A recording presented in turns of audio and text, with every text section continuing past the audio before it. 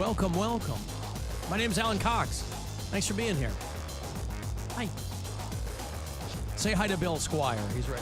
Hey, creepy hugs. Mary Santora is out. Oh, it's just the boys. Who knows what kind of shenanigans we'll get into. Oh, we're going to be shenaniganing it up. Oh, come on. Shenanigans aplenty. Did you have a pre-show pool?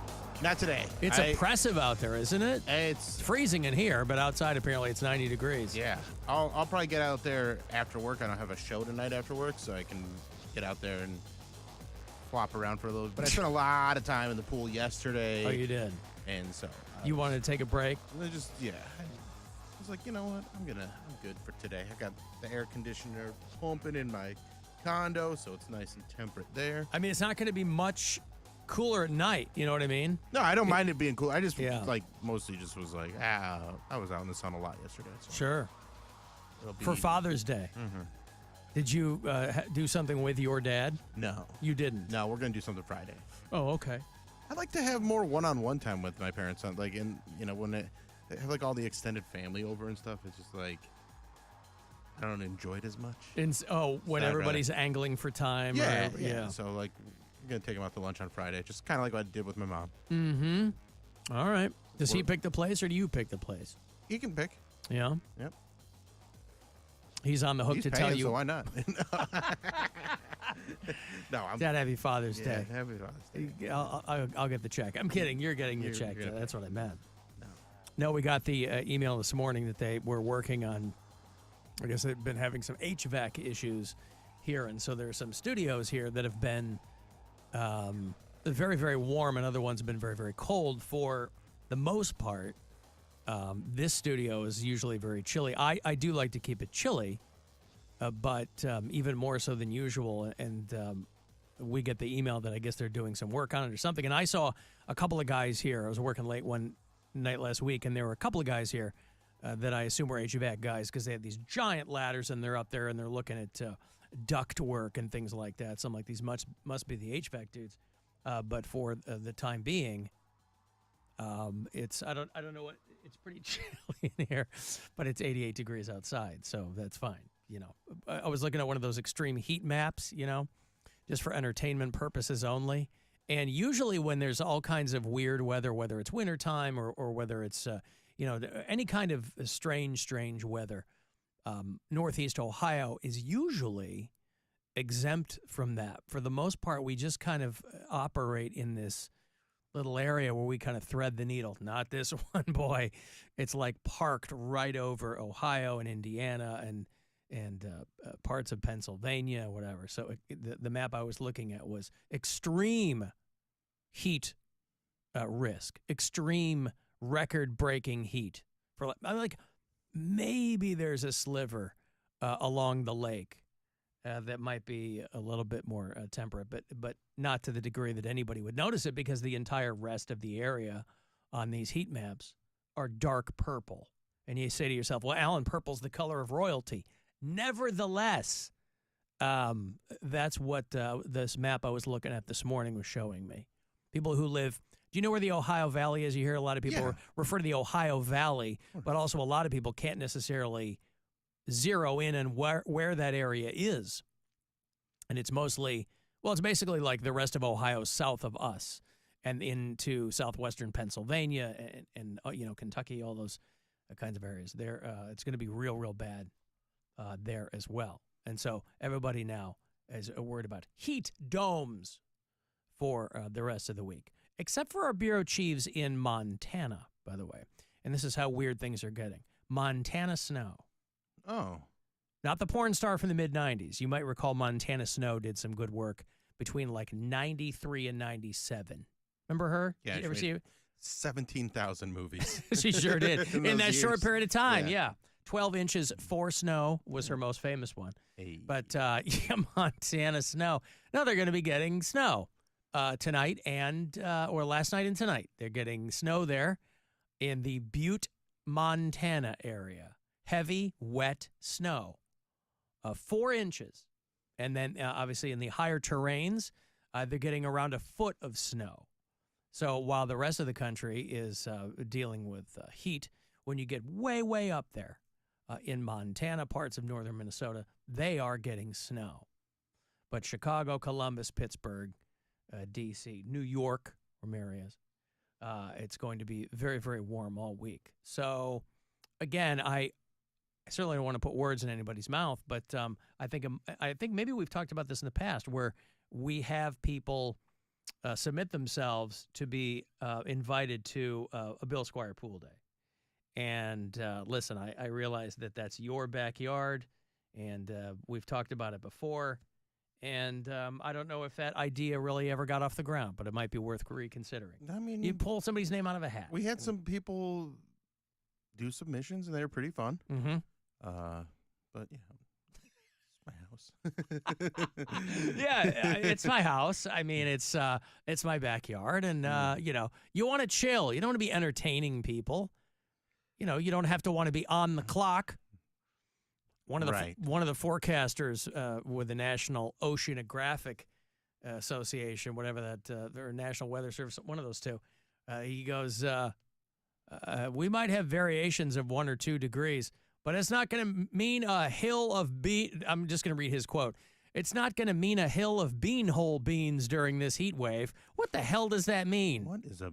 Huh? Isn't it a hill of beans? It's very simple. It's old-timey, but the I've phrase... never heard this phrase. The phrase, it's not going to amount to a hill of beans. This guy goes, it's not going to mean a hill of beanhole beans during this heat wave. What the hell are beanhole? I mean, again, if that's... I know cornhole... That's a game. We called it bags growing up. Cornhole is a thing. Well, it's a game and it's a, something you might do if you've had too much to drink. But a hill of beanhole beans. I'm not hip to that at all. So maybe people... Beanhole beans. Well, that's what this guy said. What's the beanhole one? I never even heard... Or the bean hill. You've never heard it's not going to amount to a hill of beans. I've never heard that. You've never heard that. Never, okay, well, it's old-timey. Yeah. I assume the implication being that a hill of beans would still be very, very small. Bill, they don't ever, it's all relative. They don't ever specify. You could have a massive hill of beans. You could have millions of beans, but I think the phrase comes from the fact that beans are small, and so a hill of them wouldn't be much. So you've never heard of a hill of beans? I've never heard of a hill of beans. Okay. Well, then you're doubly confused because I'm just confused by this guy. By the beanhole beans. By the beanhole. Beanhole sounds... Well, beanhole is something. It's like a dish that's from Boston or something. It's baked bean adjacent. And so maybe this guy was... maybe this is a guy in New England. I have to assume that. There will not be a hill of beanhole beans during this heat wave. It's got to be a guy from New England. But anyway, there's no shortage of articles on how to make sure that you don't get heat stroke and all that kind of stuff. And, of course, one of the big indicators is people who are very, very heavy. And there's a lot of those people. So you just got to be careful. Alan, I just got home from Vegas. It was 109 all week. Ooh. This is nothing. Dry heat, bull shrimp. Well, right, but that's Vegas. I mean, if you come home to Ohio and it's just a few degrees cooler than Vegas, that's weird. I mean, that's a very, very hot week, right? When I was in Vegas, it was 113 degrees. I got to about 104 overnight. That was the first time I went to Vegas a few years ago. And so, because you associate nighttime with things cooling down, and that wasn't the case. You go, I mean, the sun's not out anymore. It's completely dark. I thought maybe all the lights from Vegas were keeping it hot. I was like, now I get it. It's so hot because of all the heat generated from them lights, because it's so bright there, because they got all the lights on the signs, but probably not. Bean holes were literally where they dig a hole and cook them, somebody says. Okay. Has Bill never seen Casablanca? I've never seen Casablanca. Well, I don't know about that. Yeah, I mean, if that's your one reference point, I've tried to watch it. There's probably a lot of people who haven't seen Casablanca. You have tried to watch it. I've tried to watch it. I just fall asleep. Yeah. All right. Well, listen. It's quiet. Like, it's just... maybe I'll give it another shot. It's it's the 40s. Yeah. That's a very different cinematic experience in the 40s. Beanhole beans. I'm going to break. I'll have Everclear tickets for you later on. This week, I'm going to get more people qualified for that trip to Hawaii as well, courtesy of Kona Brewing. You can go to WMMS.com, get all the details on that. It's the Alan Cox Show. On our free iHeartRadio app and your favorite smart device. Just tell it to play the Alan Cox Show. On iHeartRadio. People have asked us if Dr. Pepper tastes like Dr. Pepper. Elizabeth from Dallas said, Dr. Pepper tastes like how it tastes, no cap. "You're not wrong, Elizabeth, but we brought in a flavor sommelier to exactly describe the delicious taste." Yes, on the nose, I'm getting sweet, charismatic, very unique. Now I'm going to take a sip, covering all 9,000 taste buds. Aerate it, warm it up. Driving up that top note, it's an aromatic ballet on my tongue, a fine balance between all 23 flavors. Yes, that's a winner. Tasting 23 flavors in every sip? It's a pepper thing. Inspired by real fan posts. It's summertime, and you gotta try the new Dr. Pepper Creamy Coconut and Dr. Pepper Creamy Coconut Zero Sugar. It's that Dr. Pepper flavor you love with the taste of coconut. Stop by your local Kroger and grab a case of Dr. Pepper Creamy Coconut and Dr. Pepper Creamy Coconut Zero today. Hey, Mackenzie here for Ken Ganley, Ohio's #1 automotive retailer. Shop over 10,000 new and used vehicles online at KenGanleyAuto.com. Select your vehicle, arrange financing, value your trade-in, and get our lowest price. With 28 brands and 52 locations, we've got a vehicle for every budget. Get it all at KenGanleyAuto.com. Ken Ganley, we drive Ohio. You want a sub stacked high with meat and cheese? You go to Jersey Mike's. You want an off-the-charts radio idea? You go to me. Like this. I'm a grizzled cowboy. The sheriff doesn't like the look of me. He challenges me to a duel. We draw, and bang, I go down. But the Jersey Mike sub in my pocket, stacked with layers of meat and cheese, saves me. Everyone cheers. I'm the new sheriff. And I renamed the town Fresh Slicington. Subs always stacked high. Jersey Mike's, a sub above. Hey, it's Alan. Don't miss out on your chance all June to take advantage of 0% for 60 months on the sleek 2024 Volkswagen Taos out at Classic Volkswagen in Menor. Well-qualified buyers right now. Take advantage of the stylish Taos and no interest for 60 months through Volkswagen Credit. Tons of space in the Taos, and you can have plenty of space in your wallet. 0% for 60 months. Start the summer off right in your brand new Taos. It's a sweet ride from Classic Volkswagen in Menor. Go to driveclassicvw.com for all the details. Join Mark Patrick Seminars Lose the Weight Stop Smoking Early Bird Special $49.99. Seminars Saturday, June 22nd, Hilton Garden Inn, Cleveland, East Mayfield Village, Cleveland. Or Sunday, June 23rd, Doubletree by Hilton Hotel, Cleveland, Westlake. Weight loss 11 a.m. Stop smoking seminar 2 p.m. Our iHeartRadio Music Festival, presented by Capital One. Coming back to Las Vegas. 2 nights. September 20th and 21st. On one stage. Streaming live only on Hulu. A weekend full of superstar performances. Never seen before collaborations. And once-in-a-lifetime artist moments you'll have to see to believe. Tickets are on sale now at AXS.com. Don't miss Big Sean, Camila Cabello, Doja Cat, Gwen Stefani, Hozier, Keith Urban, New Kids on the Block, Paramore, Shabuzi, The Black Crowes, Thomas Rhett, Victoria Monet, and more. Don't miss your chance to get tickets to our 2024 iHeartRadio Music Festival, presented by Capital One, right now, before they sell out. At AXS.com. That's AXS.com. Plan your spring escape or summer getaway now and enjoy 20% off your stay at Seneca Niagara or Seneca Allegheny Resort and Casino. Explore the mighty falls at Niagara or relax in the mountains of the Southern Tier. Book now through August 31st to lock in this incredible deal for a truly exceptional stay. Get your room before it's gone. Visit SenecaCasinos.com to book early and save. Seneca Resorts and Casinos. Nothing else comes close. From all over the world, people turn to Cleveland Clinic for our expertise and our compassionate care. As leaders in heart, neurology, and cancer, the future of specialty care is happening right now at Cleveland Clinic.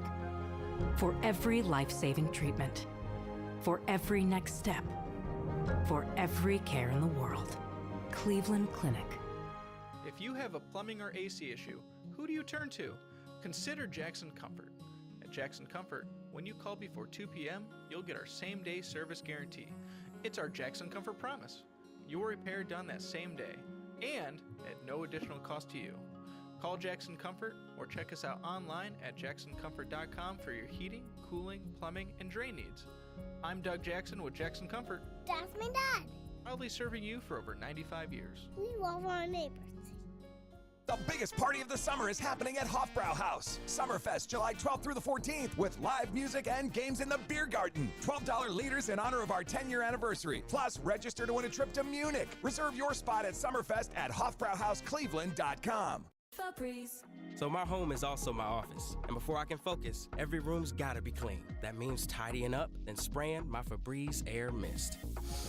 Ooh, that's fresh. Febreze Air Mist scents are all high quality. They fight any weird funk, and they give my air an instant boost of freshness. So not only does my home smell good, I feel good too. After I Febreze.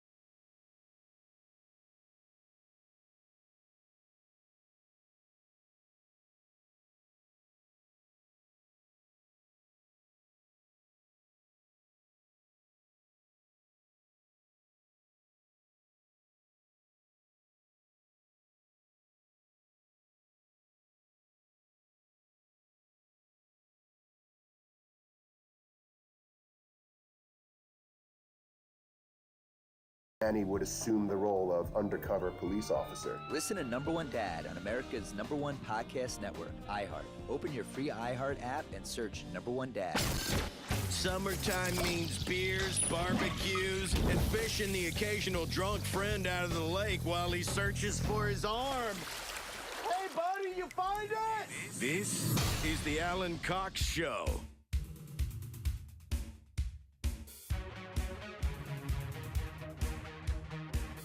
216-578-1007 if you want to join us live.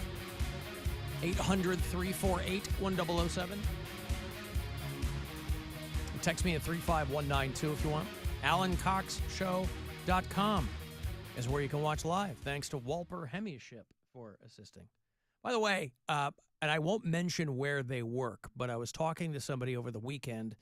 I was out at Pix in Portage Lakes. I'm doing these appearances in Portage Lakes all month to get people on this Hawaii trip with Kona Brewing. And boy, it was an all-star event this past Saturday. Stripper Scott was there. Saw that. Gaylord came out. Saw that. With his lovely wife. Yeah.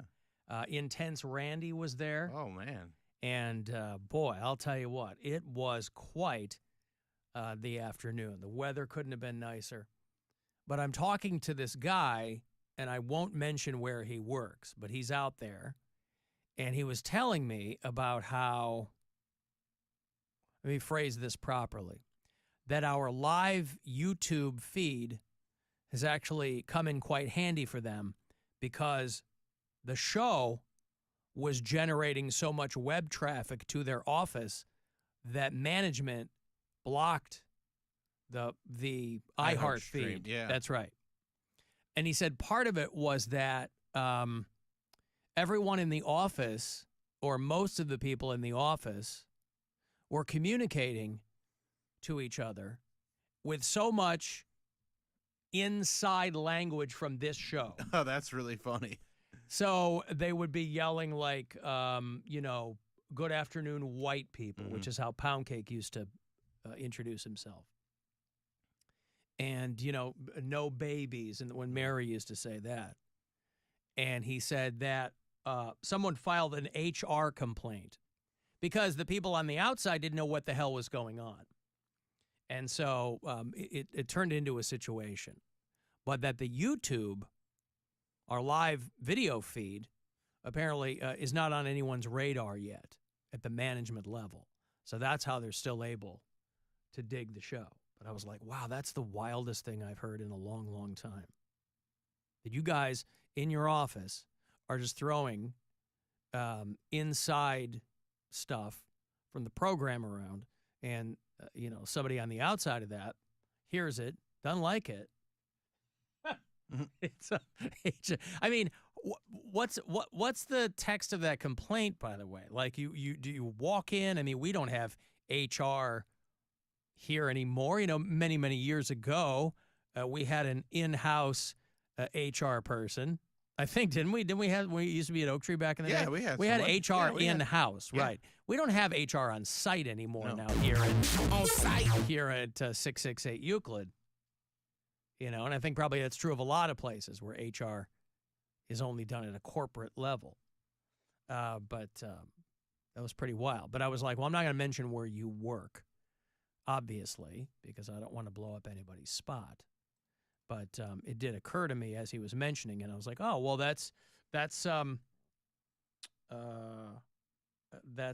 I'm glad that the live stream has come in rather than just. We've had a few people mention that the iHeart stream's blocked at their work, so the only way they can listen is through the live stream. Yeah. Well, that's good, because I don't think of it that way. I think of it as just kind of a fun thing for people to have. But it sounds like it's really become a lifeline for people, Bill. Think about that. Right. And we have Walper Hemieship. Walper Hemieship. Walper, yeah. Walper Hemieship. Walper. To thank for that. And you, of course, as the head of the video department. Right. You're the one putting these people in what has turned out to be a very important position. I'd try. Here at the Alan Cox Show. So yeah, anyway, I'm sure Gaylord will call later on. But I just got a message from somebody, just the way our language has seeped into some, people's culture is when people don't call it Romo Fijo, and they have to explain it as Rock and Morty Fieldhouse. Even the Cleveland Police Department calls it that now on their radios. Yeah, well, Cleveland Scene prints articles as Romo Fijo, and I like it whenever and wherever I see it or hear it. I enjoy that. Some dumb little thing that's made its way into the popular lexicon. If I can make some small contribution the local culture. Happy to do it. Hey, how did the Guardians do over the weekend? They did pretty well, right? 2 of 3 in Toronto? I think they lost 2 of 3. Oh, they lost 2 of 3. Because I'm pretty sure they lost yesterday. Okay. Well, there it is. Let me check. I think you might be right there. Blue Jays 5-0 on Saturday, 7-6 yesterday. Okay, so the Guardians lost 2. They fought back yesterday but yeah, they gave up a grand slam. That's when I was watching. Saw the grand slam. I was like, God. And then I went down to the pool. Sure. To cool off. Back down to the pool. Back down to the pool. I did 2 separate sessions yesterday. All right. Now, did you have company? Was it a solo thing? Had my friend Pants and another friend were over later, but earlier in the day was my girlfriend and I. Oh, okay. Did you guys have your dinner? Weren't you guys going to dinner or something? No, we went to dinner on Saturday. How was that? It was good. Yeah? Because we went to Was it fancy? Well, no. Oh. We went to the National Comedy Center, and then I had a gig in... Oh, right. You were in Salamanca. In Salamanca, which was very beautiful. It was fun. The town or the venue? The venue. It was like on the side of a mountain, basically. So, like, there's this big... Like, all these big rolling hills behind me. It was very picturesque. Wow. It was fun. Bernie came out. He's a customer up there. Gave me some weed because he works at a different place.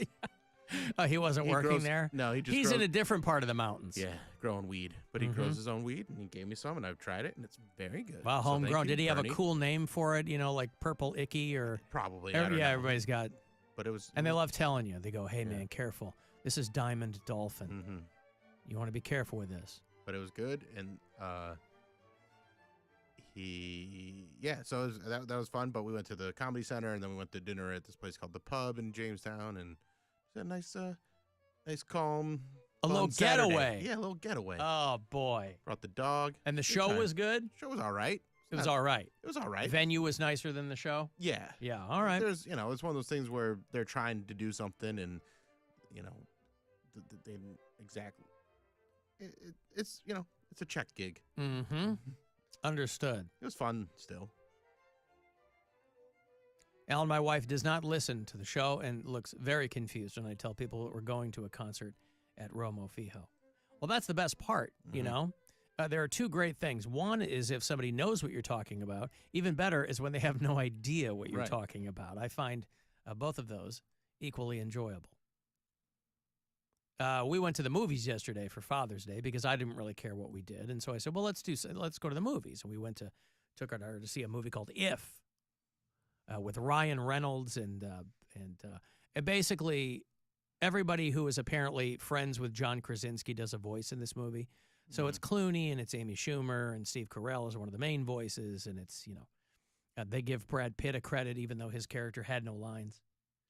But, I don't know how well that movie is doing. By the end of it, my wife and my child were sobbing because it's one of those movies that's made to really poke you right in the feels. Except it was the movie, it was entertaining enough, but it's, for people who've seen it, you might agree, it's so messy that you can't really understand. There's so many kind of gaps, even for a movie where they're trying to connect people with their imaginary friends from when they were a kid. So there's all these kind of weird characters. So halfway through the movie, I'm like, how would that be? Like one of the characters is a glass of water with an ice cube in it. And it's talking. I'm like, what kid would have that as his imaginary? I couldn't get my head around it. It was really taking me out of the movie. I'm like, wow, what kid would have a glass of water with an ice cube in it as his imaginary friend? But then you just don't know what kids are thinking.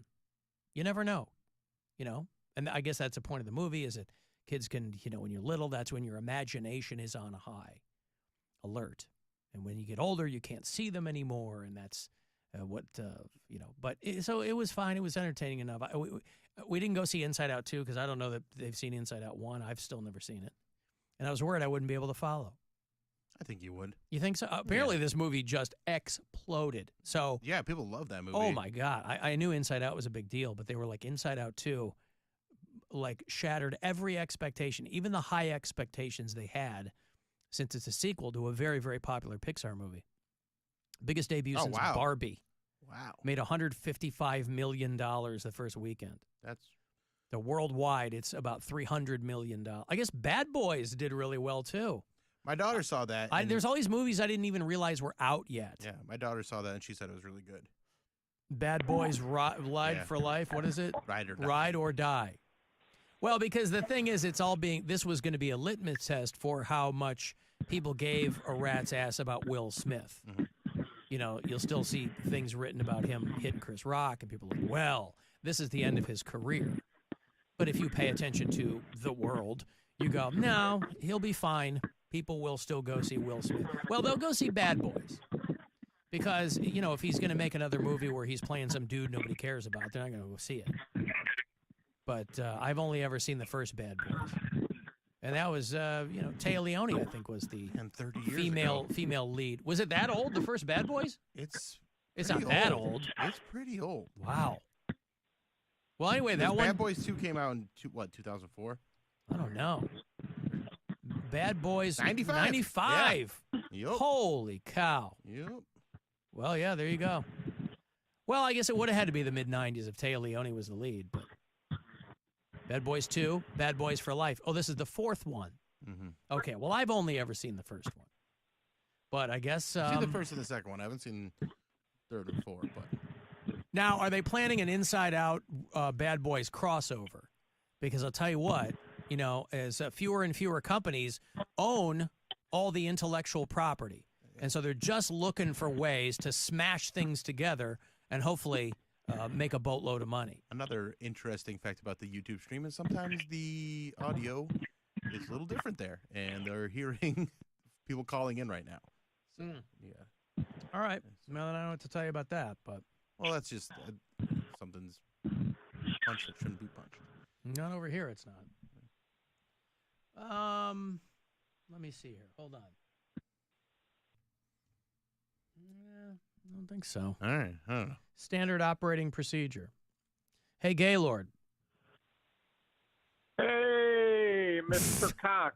I just want to say how delightful it was to meet you and how very, very nice you were to my wife and I. I am delightful, aren't I? You know, people don't take much stock of that because I can really be a prick sometimes, but I'm unfailingly polite in person. But I really am delightful. It's just an adjective, Bill, that so infrequently gets applied to me that, boy, Gaylord's right. You're very, very nice to meet in person, and I saw how you were treating everybody there. So you're just a delight. So. I called Gaylord's wife a saint because she drove him out to Portage Lakes from Wellington, which is no small trip. I mean, it's probably shorter than that one they were going to go out and see you in Madison, but it's a haul. It's a trip, you know. So I appreciate you guys coming out, Gaylord.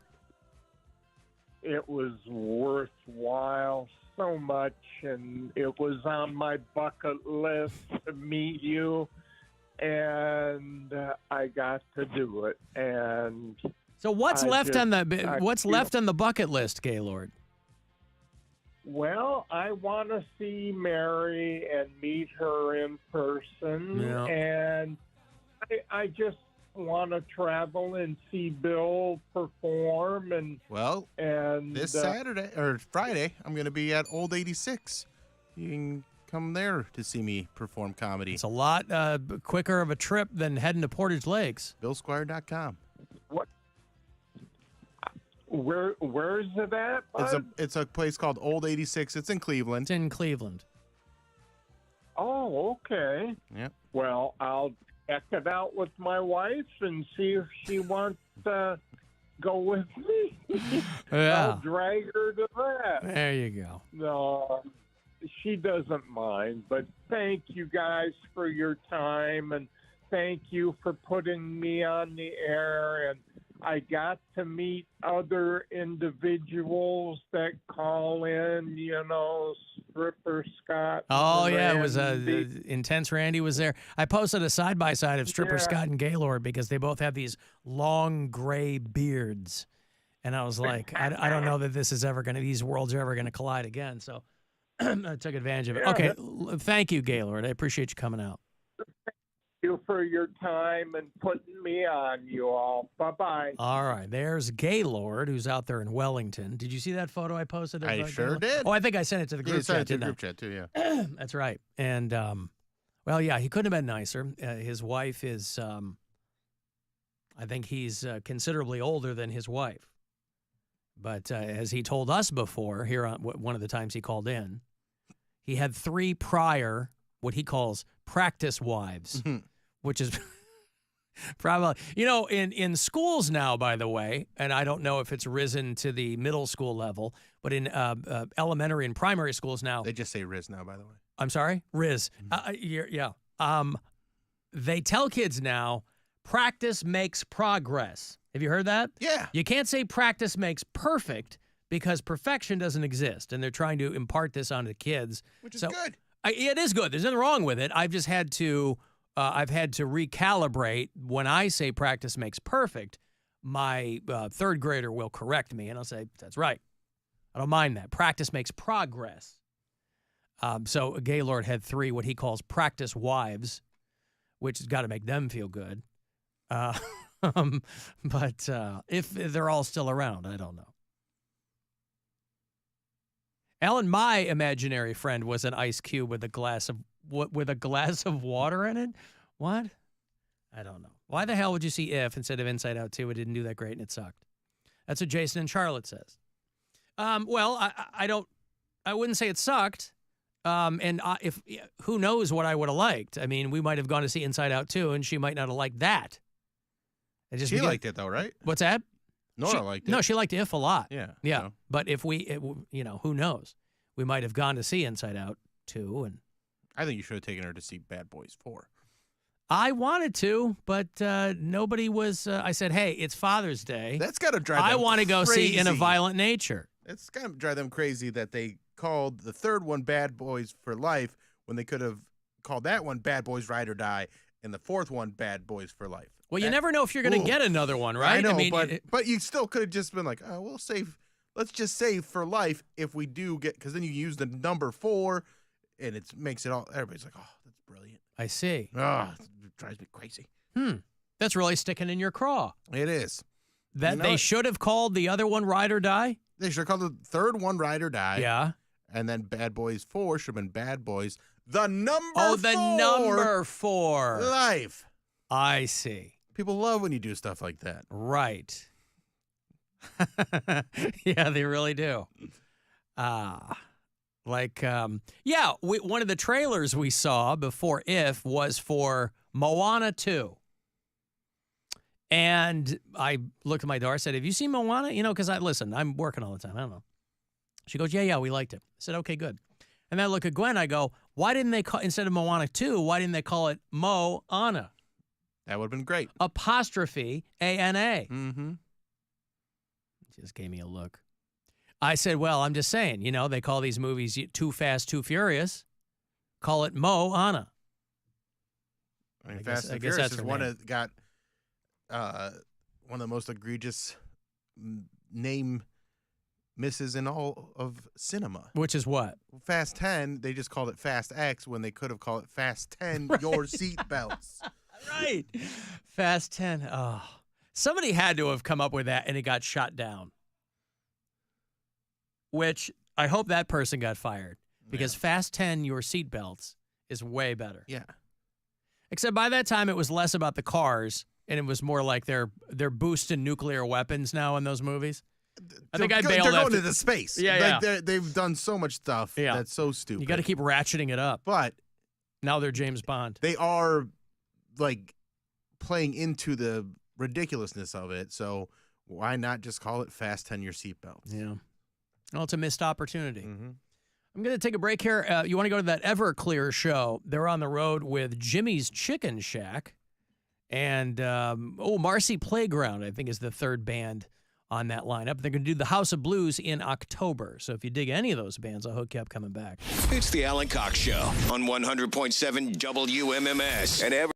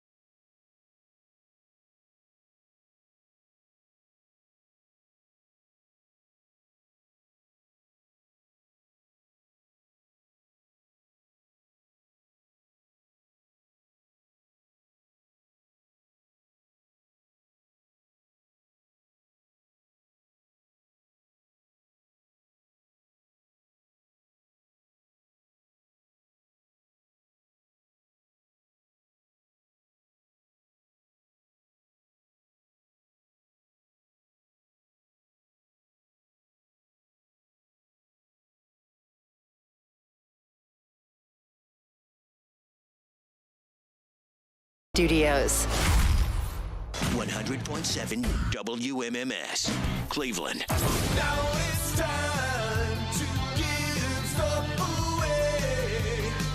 Time to give stuff away. All right, I want to go see Everclear. Art Alexakis and whoever else is in that band now is on tour with special guest Marcy Playground and Jimmy's Chicken Shack this fall. All three of them. It's Wednesday, October 16th, the House of Blues.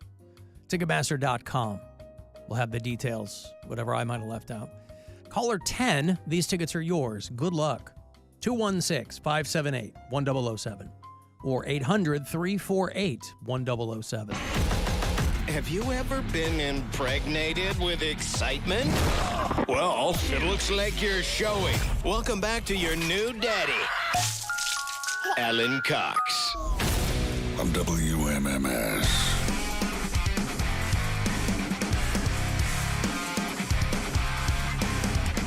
35192. Want to send me a text if you're listening on iHeartRadio.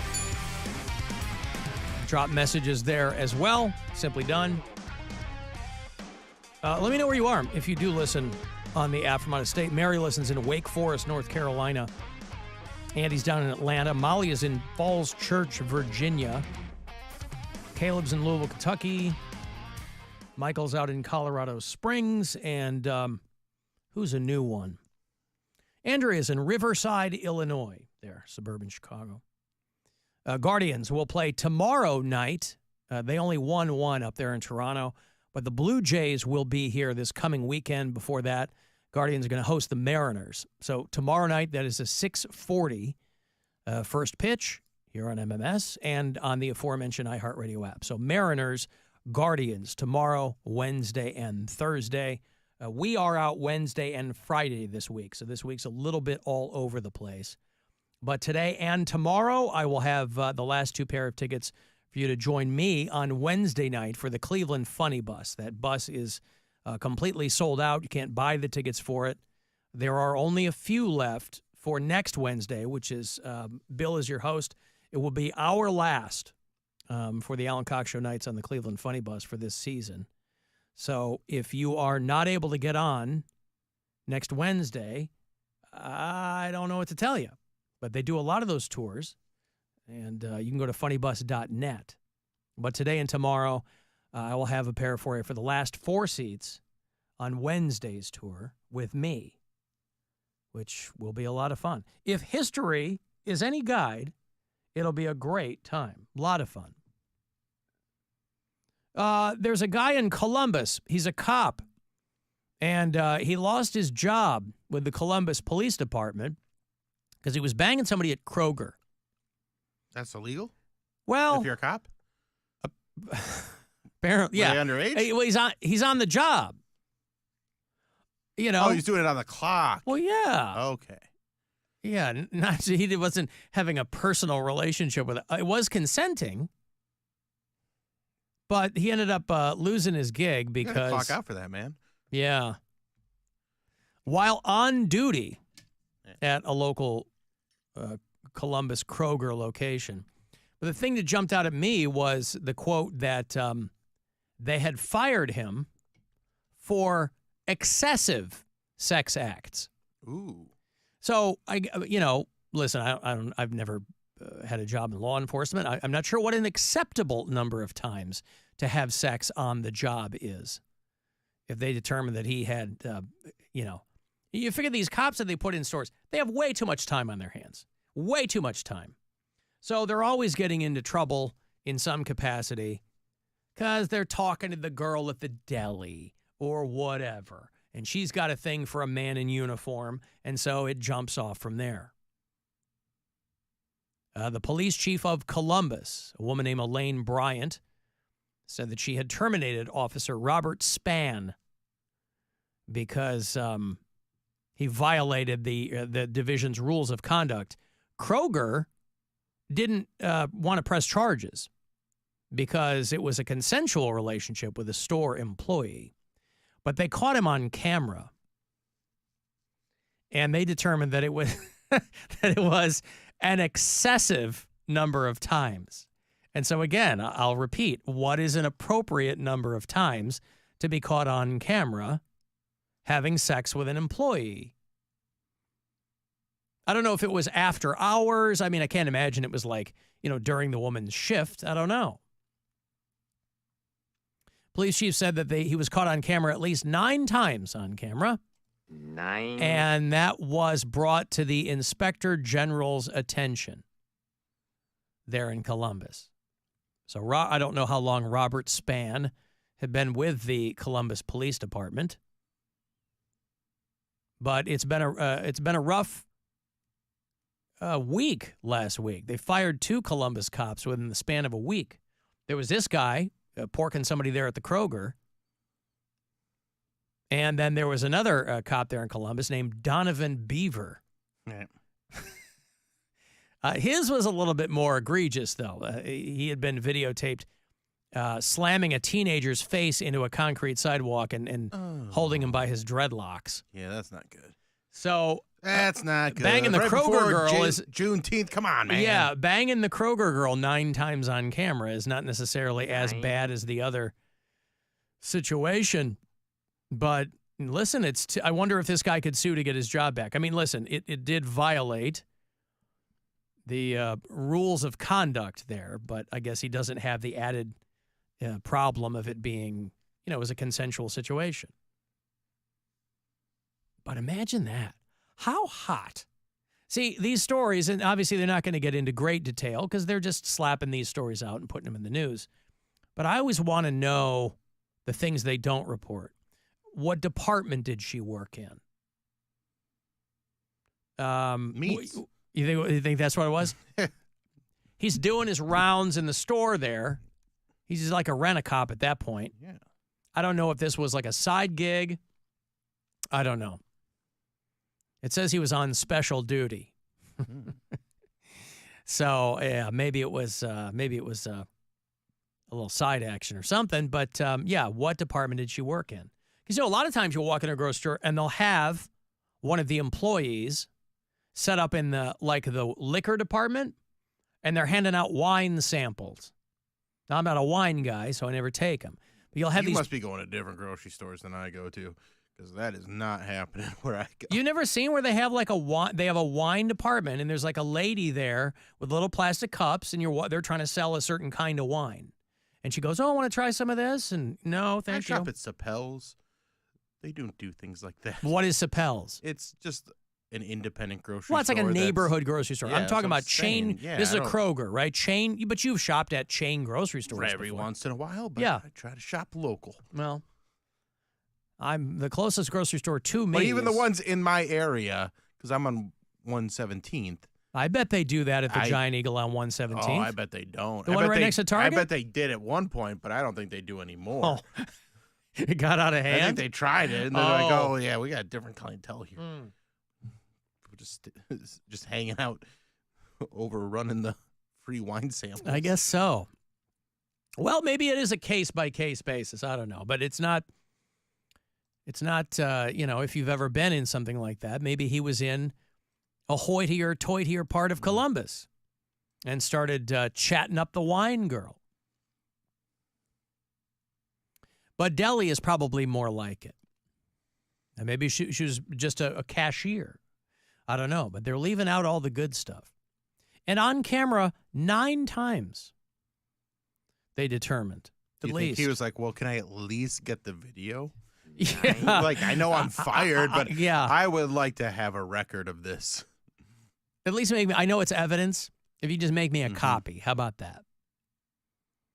Whether an officer is on duty being paid by the taxpayers of Columbus or a private special duty entity, they are expected to conduct themselves accordingly. So in his mind, he's like, I'm off the clock with the city. I'm rent-a-cop right now for Kroger, picking up a couple of extra bucks. A lot of cops do that. And now they said that he violated his duty to serve, but he served someone, and he did it on camera. And it is amazing, though. Yeah, but you got to spread it around. You can't just serve one person. I guess so. Your community. I see.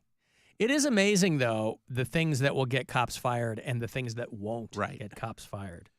And so this guy, listen, if you have to, there are police officers who've been accused of just awful, awful things and found to have done them. And they'll move to another city or something, or they'll get a job with, 3 towns over, they're a cop again.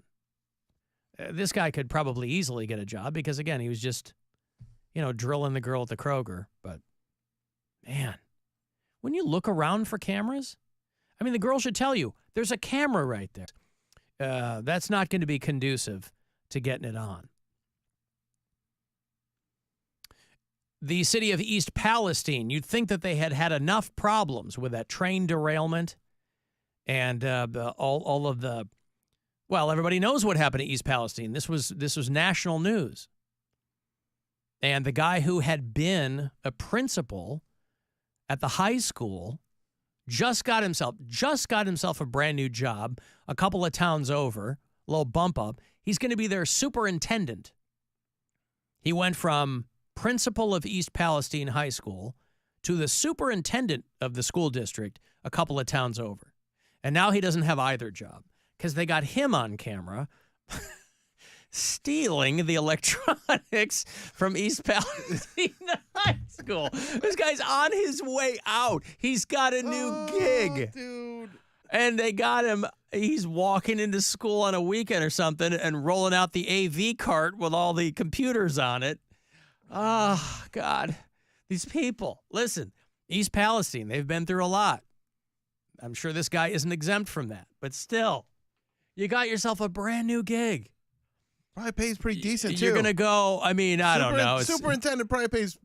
It probably pays better, but you're out there in Leetonia, Ohio. Right, which your money goes pretty long. That's pretty far. If you were making $70K a year out there, you're doing all right. Yeah. Yeah. But he's got to steal their $4,300. Yeah, right. Like they're not even. Oh boy. Some people just can't stop shooting themselves in the foot. I wonder. Hired superintendent for the Latonia schools is now on paid leave from his current position still getting paid. after he was arrested on theft charges. Gerald Del Bacchio appeared in court this morning and was released after posting bond.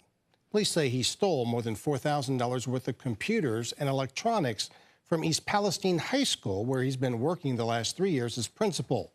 Now he's on leave and ordered to stay away from the district.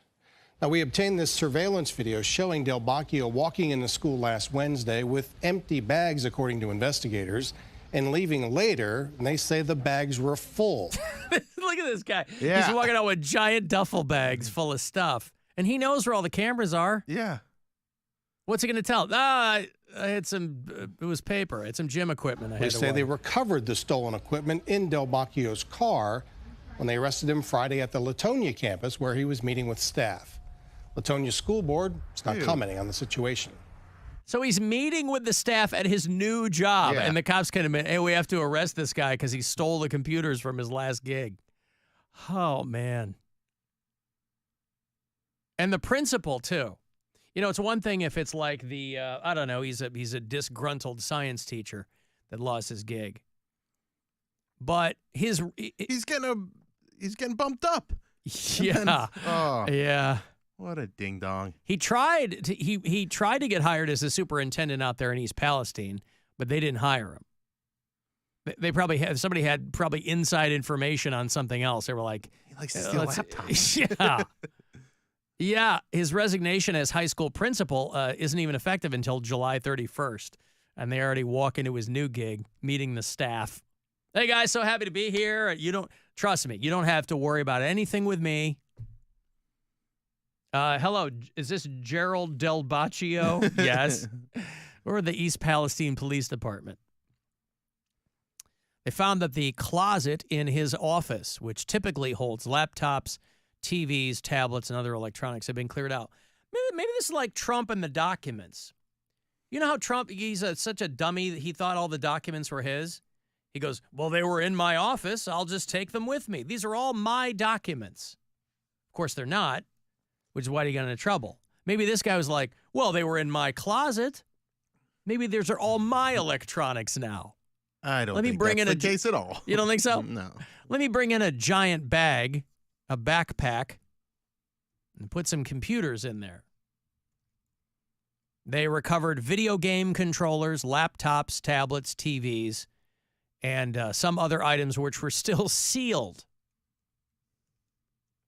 And the value totaled to be about $4,300. So he's on camera. You get a new gig, and they're like, how was the last... must be very exciting now instead of just running one. You know, and all the kids are going to be making fun of you, too. All the high school kids. Hey, did you hear what happened to me? I saw Mr. Del Baccio on the news. But I think this is going to... There's a reason he's stealing this stuff. Yeah, he wants to flip it. Well, he wants to flip it, but there's he's in debt for some reason, which my guess is gambling, or they're going to find out he's got some sort of drug problem. Really? I mean, like Ryan Gosling in what was that movie, Half Nelson, where he was a teacher who smoked crack? Remember Half Nelson? I didn't see that one. Old Ryan Gosling. Good movie. 06. Oh, crackhead, my crackhead. He's he's a history teacher in Brooklyn, but at night he's like smoking crack and partying, and maybe it is like that. I just can't imagine. These are not the actions of somebody in their right mind. Alan, maybe there was something on those computers he didn't want being found. That could also be. Yeah, but then you just pull the drives. You don't take the whole computer. You reset them. Unless this guy doesn't understand how things work. Maybe. I think he was trying to, like you said, he's going to flip them, but it's because he's trying to cover, he's either like gambled too much and he lost a bunch of money from that, or he's got some sort of addiction. Alan, maybe he was mainframed. Well, either way, school's out. I like he's on paid leave. Right. So the new gig, they're like, let's figure out what this is first, and then we'll... That's probably just how they have to approach it. Yeah. Yep. That cop at Kroger should have gone the Shaggy route and said that it wasn't him on Yeah, you can do that once or twice. Not 9 times. Not 9 times they get you. Did you hear, someone sent me this, and I've seen it just in my algorithm, the guy that he does the cover, like he'll make something sound like Disturbed or whatever, and he did Shaggy. Oh, I just saw that this morning, yeah. As that was Disturbed. funny. It was pretty good. Yeah. He's pretty good. Alan, maybe he's on paid leave because the new school wanted the computers. Tell you what, you're going to get this gig if you can lift all of those computers from the high school. You know how tight budgets are now for education? They're getting slashed left and right. Hey, Alan. I was listening to the podcast from Friday, and you were talking about when you did stand-up and stuff. You should try to be funny for a living again. That'd be pretty awesome.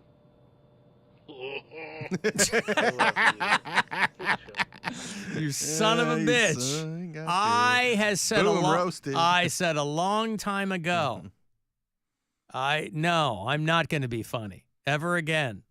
It's too painful for me, for you, the whole thing. You son of a motherless goat. Got you. I saw Cam do stand-up on Friday. Cam Patterson. Cam Patterson popped into the show that I was on over at Wine Bar. This guy, Connor, he runs Follow the Crowd comedy, and Cam popped on. Just so funny. Yeah. Funny dude. Alan, Rob texted me. I'm originally from East Palestine. There's a very large drug problem in that little town. Yeah, I so I figured doubt as it one much. bit. Yeah. Yeah, that tracks. I mean, but I would also think that if you're the principal of the high school, that might be tough to hide. I don't know. Maybe not. Maybe not. Gambling is a good explanation. But you'd also think you would take great pains if you're the principal and you don't know where all the cameras are. You would think that you would take great pains to either disable. You stole the computers but not the cameras? Turn the cameras off and then steal those. You move the headstones but not the bodies? Why? Yeah. Pull the poltergeist move there. Man, some people. You got to know where the cameras are. Yeah, you do. Okay, hey, you want to get to Hawaii? When we come back, I'm going to have a shot for you to qualify. Kona Brewing Company and MMS are sending somebody to Hawaii. 5-night trip. You and a pal. Fly you out, put you up. $1,000 to spend. All the details at WMMS.com. This is the Alan Cox Show. Everywhere on our free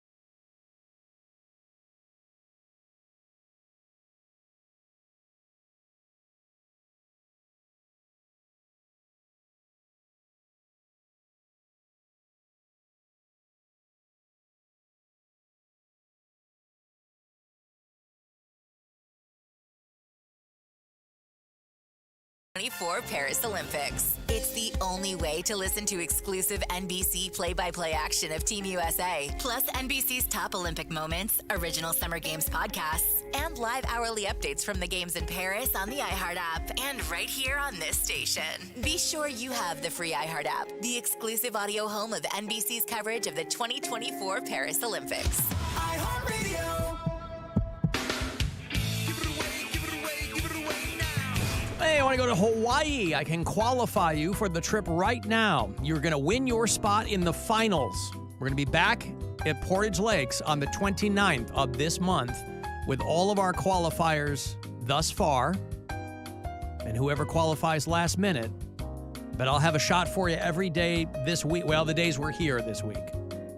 I'll be specific.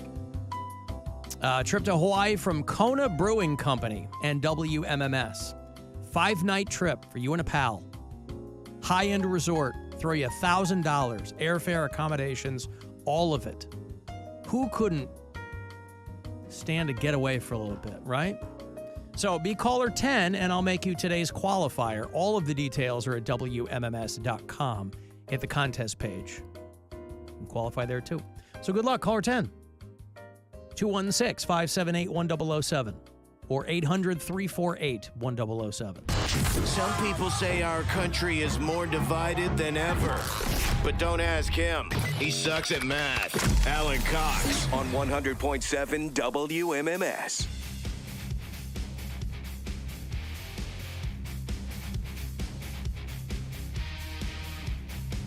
I wish it wasn't such a haul for me to Portage Lakes. Because I'd go out there. Move down there. On the regular, man, you know? Move down there. Well, then it'd be a haul to work every day. We used to have people working here. We might still, but there was a dude who was working here up until maybe a month or so ago. He's one of these dudes that drives from Akron every day. I'm like, Jesus. Really? Keith Kennedy? No, not Kennedy. Well, Kennedy lives down in that Portage Lakes area. Yeah, he lives down there. He's been showing up at all my appearances. He's got his boat out there. And yeah, so it's a hop and a skip. Yeah, he's got a hop and a skip for him, but I mean, it's take me out on your boat, Kennedy. Well, there you go, Keith. Take Bill Squire out on your boat. Actually, I'm not a huge I like a bigger boat like we do for the Captain Fun's floating Fandango. Mm-hmm. Smaller boats are not my thing. I mean, I guess it's okay. I get seasick. It's fun. I don't get seasick, but it's fun for like a half an hour. And then you're at the mercy of the person who owns the boat. And they want to get their money's worth, so they want to be out there all day. Yeah, like, I don't know. It's fine. Depends on who you're with, and it's a good time. But anyway, the Portage Lakes will be back out there. I'll be back out to host the finals. That'll be on the 29th. And we will get our winner for that trip to Hawaii that day. We're going to be at the Upper Deck Bar and Grill on the 29th. That is from 2 to 4. That'll be a last-minute opportunity for you to come out and qualify to be in the finals. And then we will get the people who have already qualified. So it's going to be a big, big day. So if you are out Portage Lakes way or just want to come out and hang for a bit, I'll be back out there on the 29th at the Upper Deck. But WMMS.com, hit the contest page. It's got all the information there for you. Guardians are off tonight. They only won one in Toronto, so they're coming back. They're going to host the Seattle Mariners. Tomorrow night, 6:40 is going to be your first pitch. Mariners are a good team. 43-31 right now. So it'll be a fun game. So tonight, tomorrow, and then Wednesday, and then they'll get another crack at the Blue Jays. Blue Jays come here to Cleveland. And then the Guardians will go to Baltimore. They'll go to Kansas City. Guardians baseball here on WMMS and on the iHeartRadio app. Alan, I had a high school teacher who was a creep, kissing students on the head and saying all kinds of inappropriate things. Following, retweeting, and commenting on porn stars' Twitter pages, but didn't get fired until they found out that he had embezzled $16,000 from the school. He only had to pay back $5,000, and he was able to, quote, retire. Well, that's got to be nice. Hey, you've embezzled $16,000 from us. The insurance will take care of that, but we got to put you on a payment plan. How's that even work? I know in so many areas of life and in business and in society, there's no one at the wheel. And so, you know, you hear about these kinds of stories all the time. And granted, they're the ones that make the news. It's not like it's a crime wave in America's schools. But for anyone, you know, this is a teacher. This wasn't the accountant. But obviously, he had access to things that allowed him to embezzle that kind of money from the school. I'm just always curious why I think people who are in that embezzlement business, they think because they've gotten away with it for X amount of time that they're never going to get caught. And it's like a lot of times they know what's going on, but they want him to hit a certain threshold so they can throw a harsher sentence at him. Oh, is that what it is? Sometimes, yeah. Oh, I see. I don't know let about him this. do it? I don't know about this situation, but there's definitely. I know they do that with shoplifters, where they wait until they shoplift over $1,000, and they go, "Okay, now we'll press charges." Grand larceny or whatever it is. It's a bigger charge. I see. So people think they're like, "Oh, I get away with it all the time," and then boom. Yeah, but also but what is the point of that? You're not going to go to prison for shoplifting. Isn't it still like no? But you can get a ban from the store. You can get but you can ban him from the store for stealing anything. I think you could. I don't know.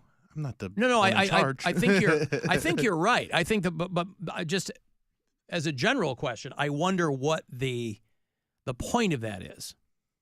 You know, if they're like, okay, we know this guy's taking money from us, let's wait until we get to here so then we charge him with a felony. All right, charge him with a felony, but you're going to figure something out anyway. So then what? Like the guy's just a felon? Like that's, I don't know.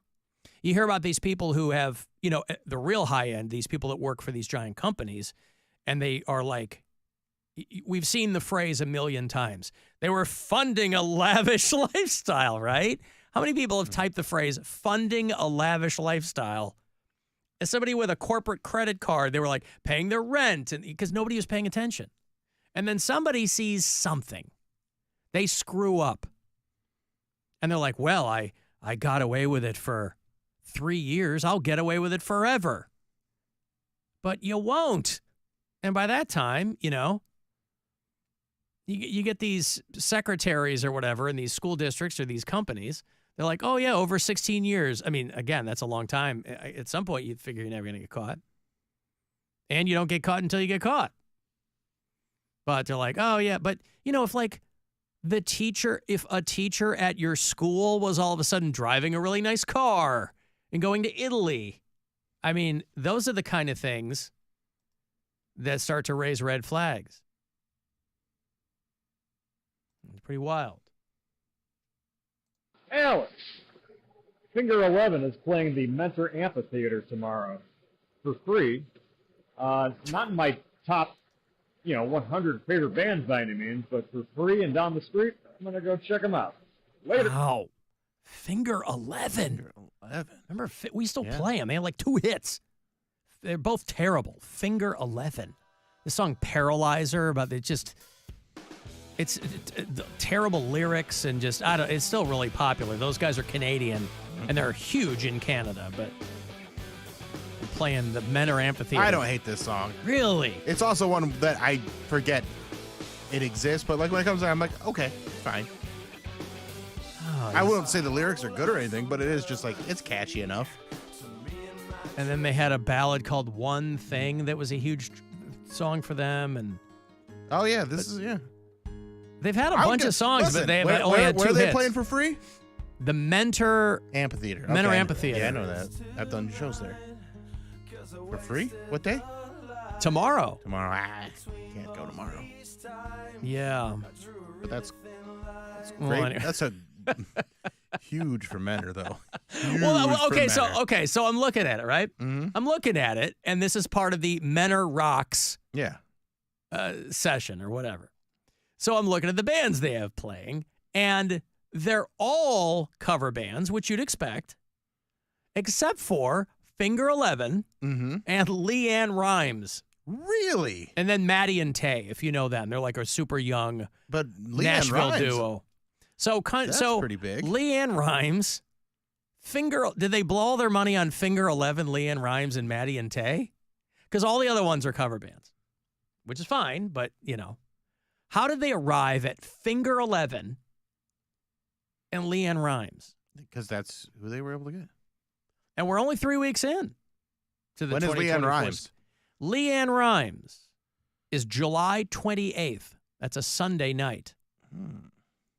That's a special concert present. I might hit that. You want to I might go to Leanne that. Rimes or the show? I think I'm- she's married. No. Oh.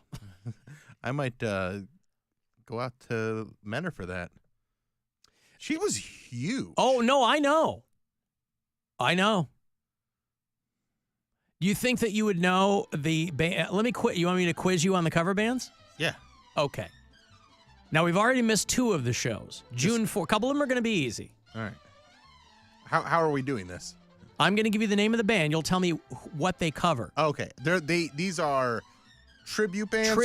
I'm sorry, yes. They're Tribute bands. That's right. Not cover I bands. say like cover bands, like they can. I'm sorry. So many Yes, different- yes. Tribute all right, bands. Tribute bands. All right. Let's go. All I'm right. The excited first for one's this. going to be real easy, but it's just to warm you up, okay? Eagles. Queen Nation. Queen.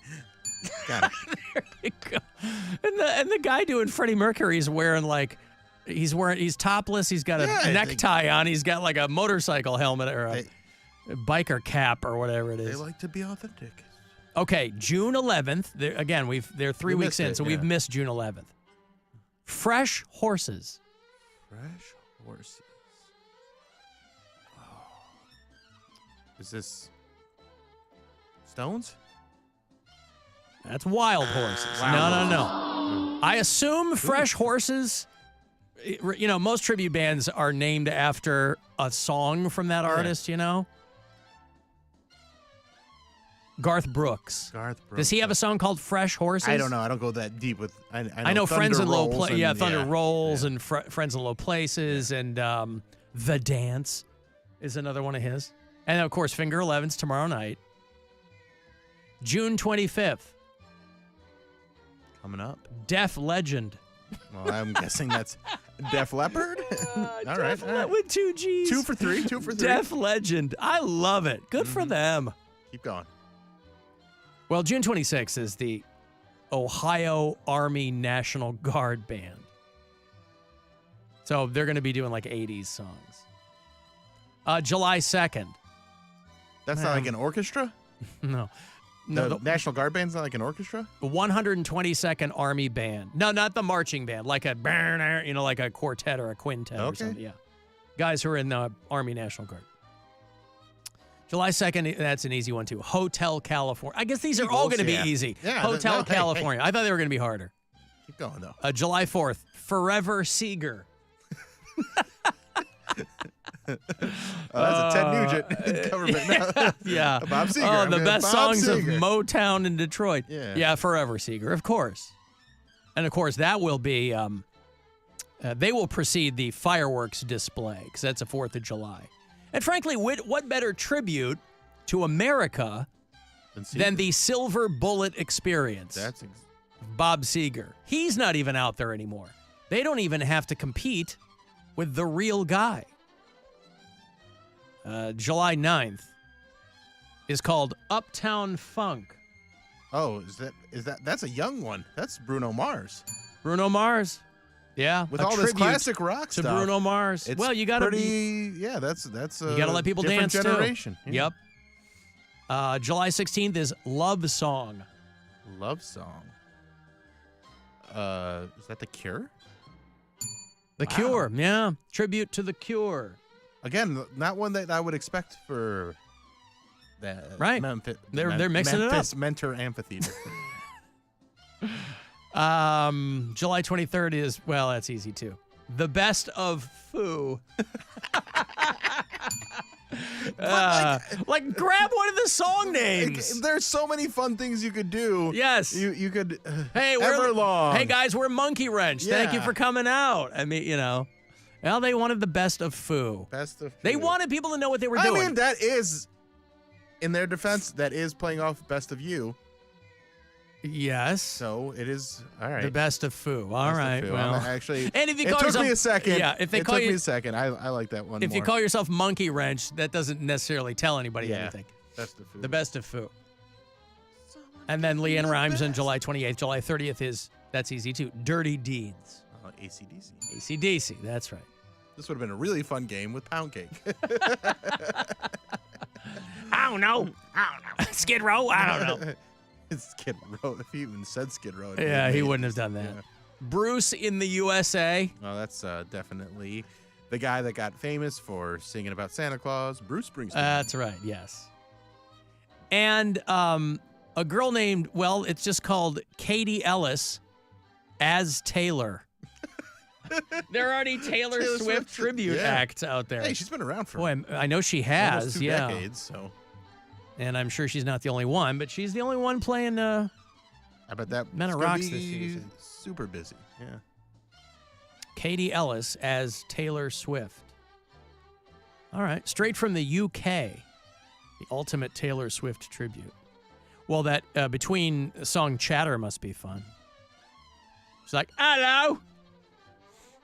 Zoso is playing August 16th. That one's easy, too. Is that? Zoso.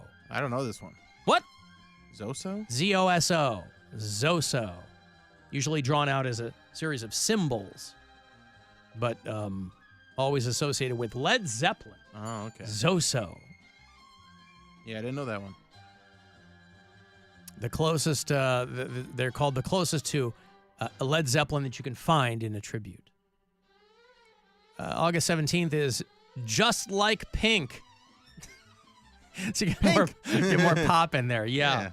Singer, dancer, and silk aerialist Julia Small. So they're professionals, right? These are people who know what they're doing.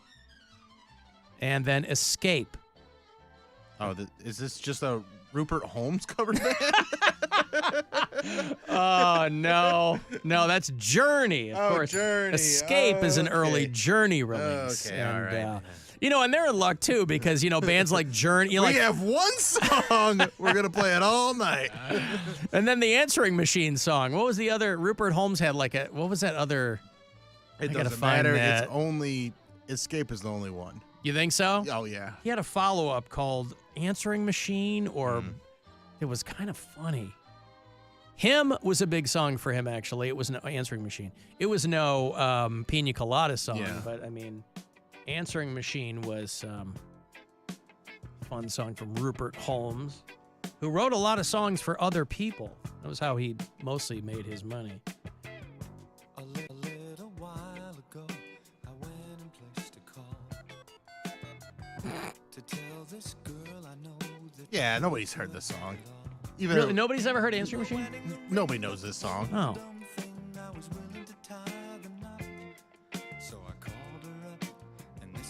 Because he keeps calling. The conceit of the song is he keeps calling back. I'm so sorry you have just reached my answering machine. No, this. You never heard this? This sounds like AI. Did you? This is not real. No, it's an actual Rupert Holmes There's song. no way. This song sucks. And I'll try to get back to you. He does have kind of an AI-generated voice, doesn't he, though? And I said, baby, let's go get married. I need to know your mind. You've never heard Answering Machine? No. Okay. No, I didn't think it was a deep cut. I thought not a hit, but I thought that it had been in a few movies or something. It may have been, but it's not anything that's like lasted. Yeah. Okay. 1979 was the same album as the Pina Colada song. Well, Pina Colada song is the one that led off that I've never album. listened to the album. I've heard the Pina Colada. Most people don't even know it's the Rupert Holmes that sings the Pina Colada song. They think it's Jimmy Buffett. They don't know who the guy is. Him was another song by Rupert Holmes. About his girl stepping out on him. Not my brand you want. She'll say, oh, he's just a friend. And I'll say, oh, I'm not blind to him. What's she gonna do about him? You ever heard this? No. Really? She's gonna have to do without him. Or do without me. No. Very, very 70s. Well, they should really, they might have missed the boat by not having having Escape be the greatest hits of Rupert Holmes. You do 3 songs and then call it a night. Good night, everybody. I think you get away with just doing the one. The Pina Coladas. Yeah. Well, it's funny when you hear songs of bands that have been around a long, long time, and they would tell stories about how they first got going. And all those bands obviously start as cover bands. But if they would have a hit in the early days of touring, they would talk about how they would play that song and then play it a couple times, like in their set, which you can't even conceive of now. If you went to a show and you heard somebody play like one of their hits twice, you'd be like, the hell's going on here? But in the early days, you're looking to fill up time. Yeah. And people couldn't like film stuff on their phone, so they're like, hey, I forgot I heard that song at the beginning of the show. Yeah, Let's do right. this. We opened with it. We're going to close with it. I like them apples. Sometimes they do it like they'll open with like one verse. Yep. And then be like, and we'll finish that later and come back and play the full song at the end. Alan, the best Rupert Holmes song is about getting some strange on your lunch hour. It's called Lunch Hour. He didn't really dive too deep for that, did he? Rupert Holmes' Lunch Hour. Yeah, I don't know if you guys are going to get, Escape, it is what it is, but yeah, I don't know if I'm going to get too deep into Rupert Holmes, but let's give Lunch Hour a shot. And at 2:45, your friends say, oh, my, me, whatever you just had for lunch agrees with you. Lunch hour, lunch hour, lunch hour, lunch. Oh, that's terrible. That's a That's terrible, really not terrible good. song. Lunch hour, lunch hour, lunch hour. Oh, no.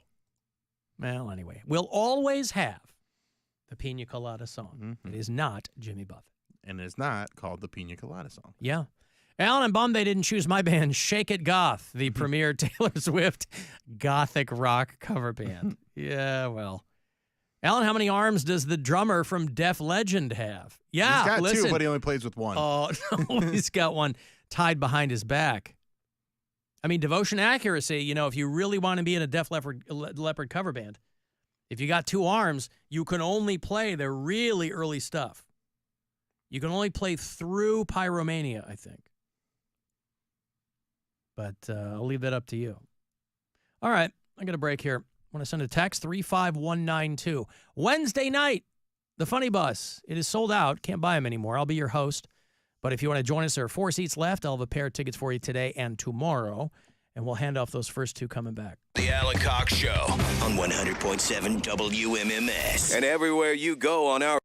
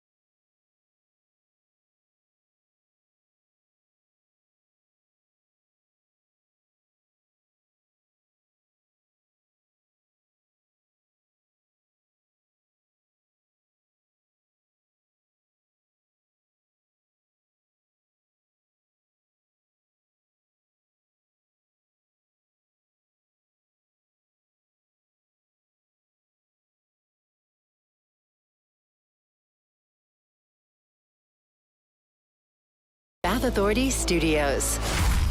The Buzzard. The home of the Buzzard. Buzzard. This is 100.7 WMMS. Cleveland. Give stuff away, time to give stuff away, time to give stuff away, give stuff away. All right, you want to join us, Alan Cox Night in the Cleveland Funny Bus. It's so fun. Funnybus.net for all the details.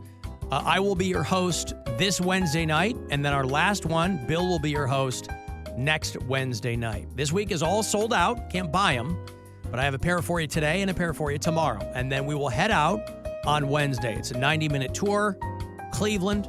It's awesome. We leave from Collision Bend. It's a lot of fun. So this pair for you to join us on the Cleveland Funny Bus Wednesday night with yours truly. Caller 10. These tickets are yours. Good luck, 216-578-1007 or 800-348-1007. We now return to something barely worth your time. Already in progress. The whole thing is f***ing pointless. The Alan Cox Show. On 100.7 WMMS.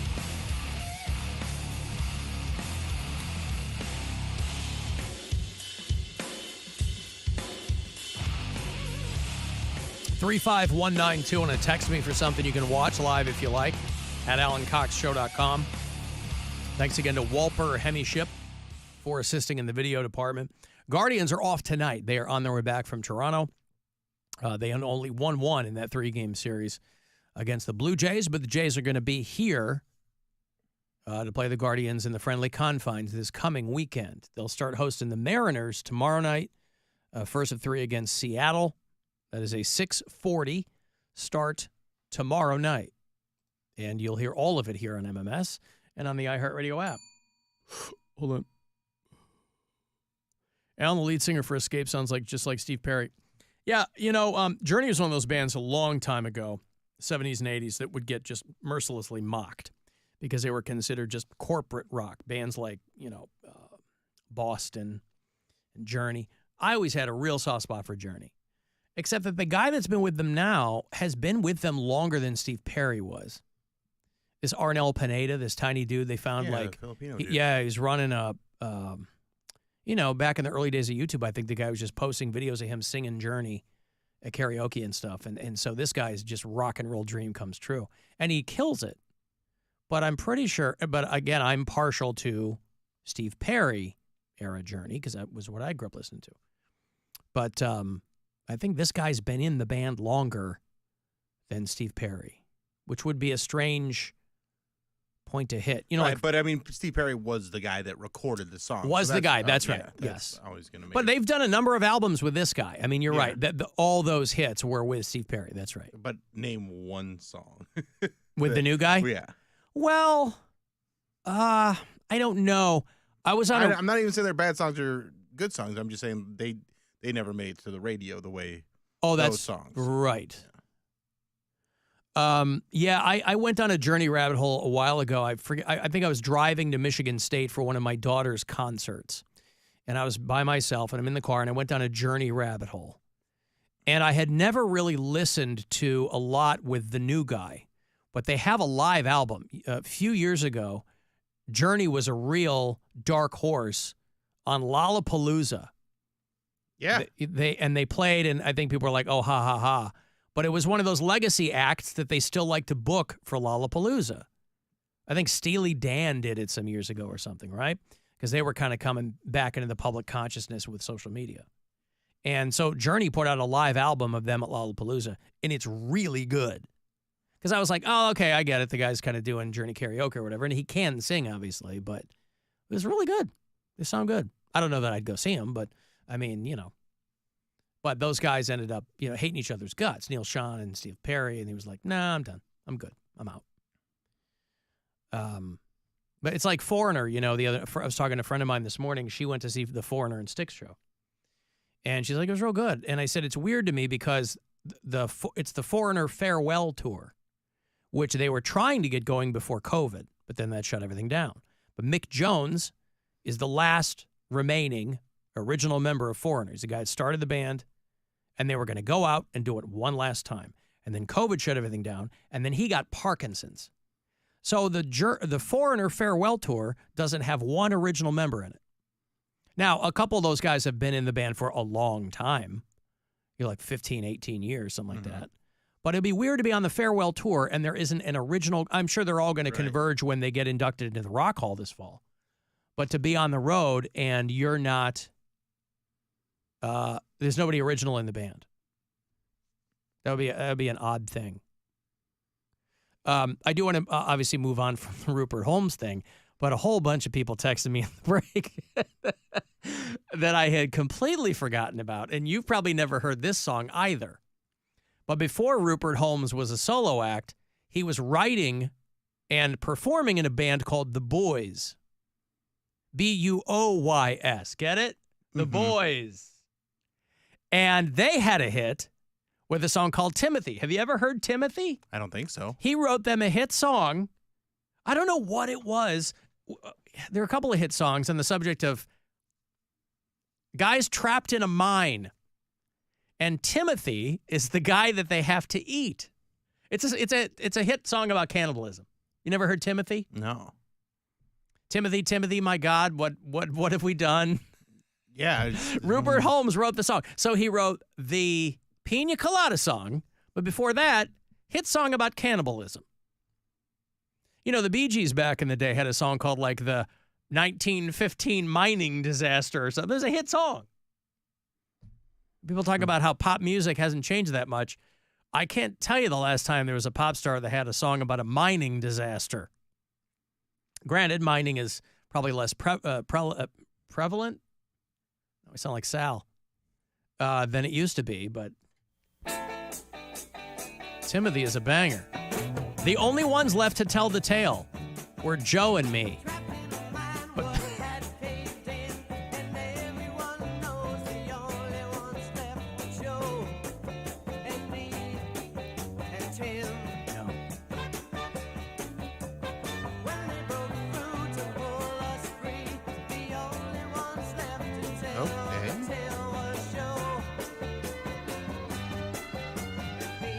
Yeah, 3 guys, only 2 came out.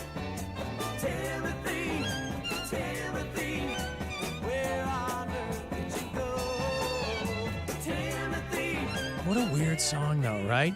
If you're writing a pop song and the very first line is trapped in a mine, you're onto something there. Yeah, Timothy, what did we do? They never got around to finding Timothy. And they ate him. They had to chow down on Timothy because they were super, super hungry. And so, I'd love to be bouncing around Rupert Holmes' brain after he writes that, and they have a big hit with that song. How do you follow that up if that's your hit song? Guys, we got to do a song about a hot air balloon crash. We got to do a song about a plane that flies into the side of a mountain. I don't know. We can't just be the disaster guys. Well, we had a big song. We had a big hit song with cannibalism. That's how you know the guy's a genius. You make fun of the guy all you want for that dumb Pina Colada song. The guy wrote a hit song about cannibalism. Take that,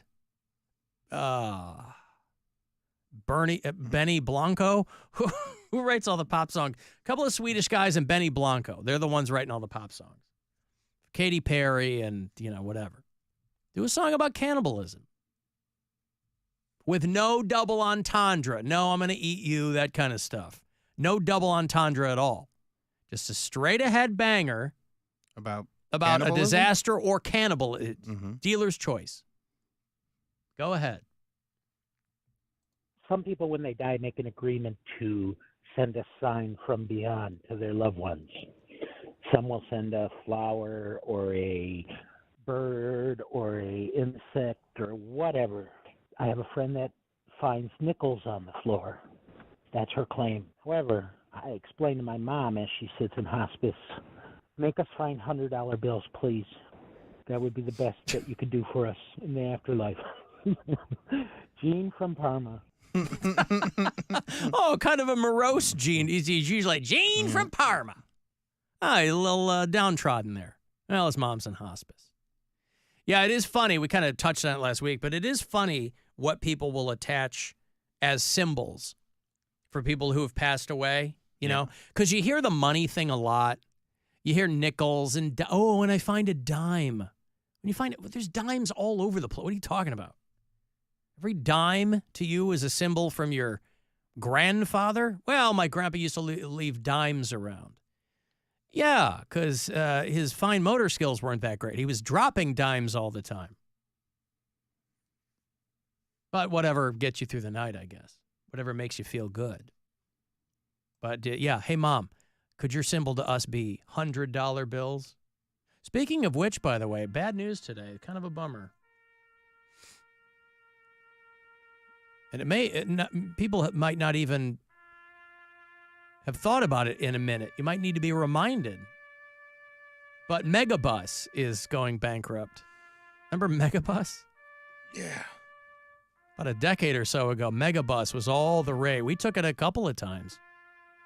Their never had the pleasure. Their claim was you could get, tickets for $1. They were supposed to be the alternative to Greyhound. The way that Frontier and Spirit and originally Southwest were supposed to be budget airlines. Megabus was going to be the alternative to Greyhound. And they ran through the U.S. and Canada, and you'd see them downtown Cleveland. It wasn't long after we first moved here. We took the Megabus back to Chicago a couple of times, and their big hook you'd see on the sides of the bus was, tickets for $1. It's like, yeah, except the hook was if you were the very first person to get a ticket on the bus, it was $1. But most people, you're booking a bus ticket pretty late, and so you're paying $50 a seat. So the hook was a little misleading. Maybe they let the first few people get dollar tickets, but by and large, that's not what they were doing. But they're in 500 cities, and people still take it. I obviously haven't taken it in a long, long time. But Megabus filed for bankruptcy. Now, I don't know if this is Alex Jones' bankruptcy. This might just be more like, we're still going to run the buses, but people still use it. See them downtown.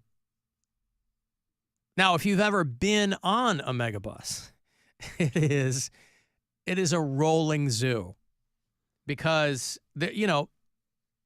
Greyhound in and of itself was no treat, right? You ever took a Greyhound bus? Never.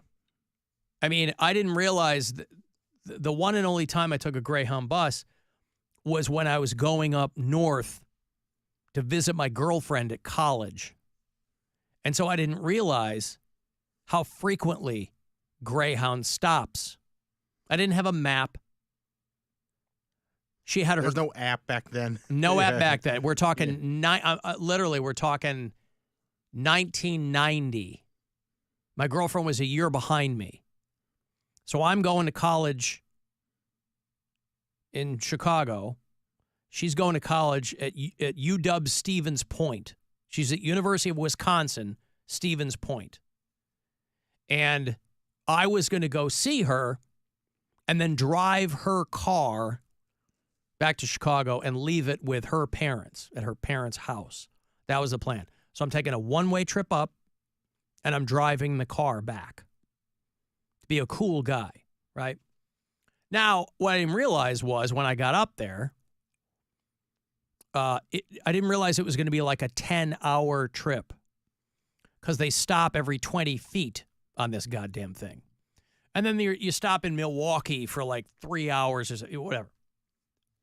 And so I didn't realize it was going to take that long, and I only brought like one tape with me.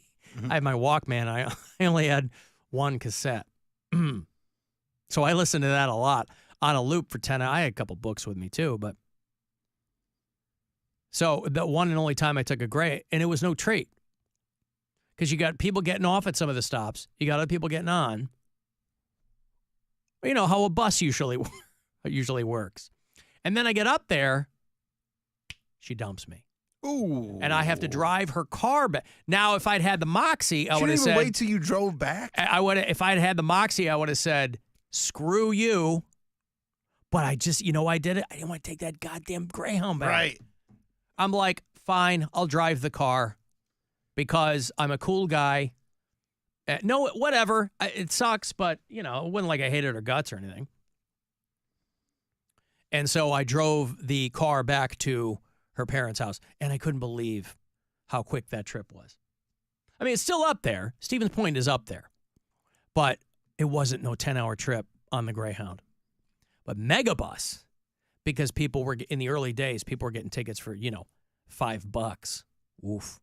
You know what you were going to get. Anything you had with you, you didn't let it out of your sight. You're just sitting there. You're not sleeping.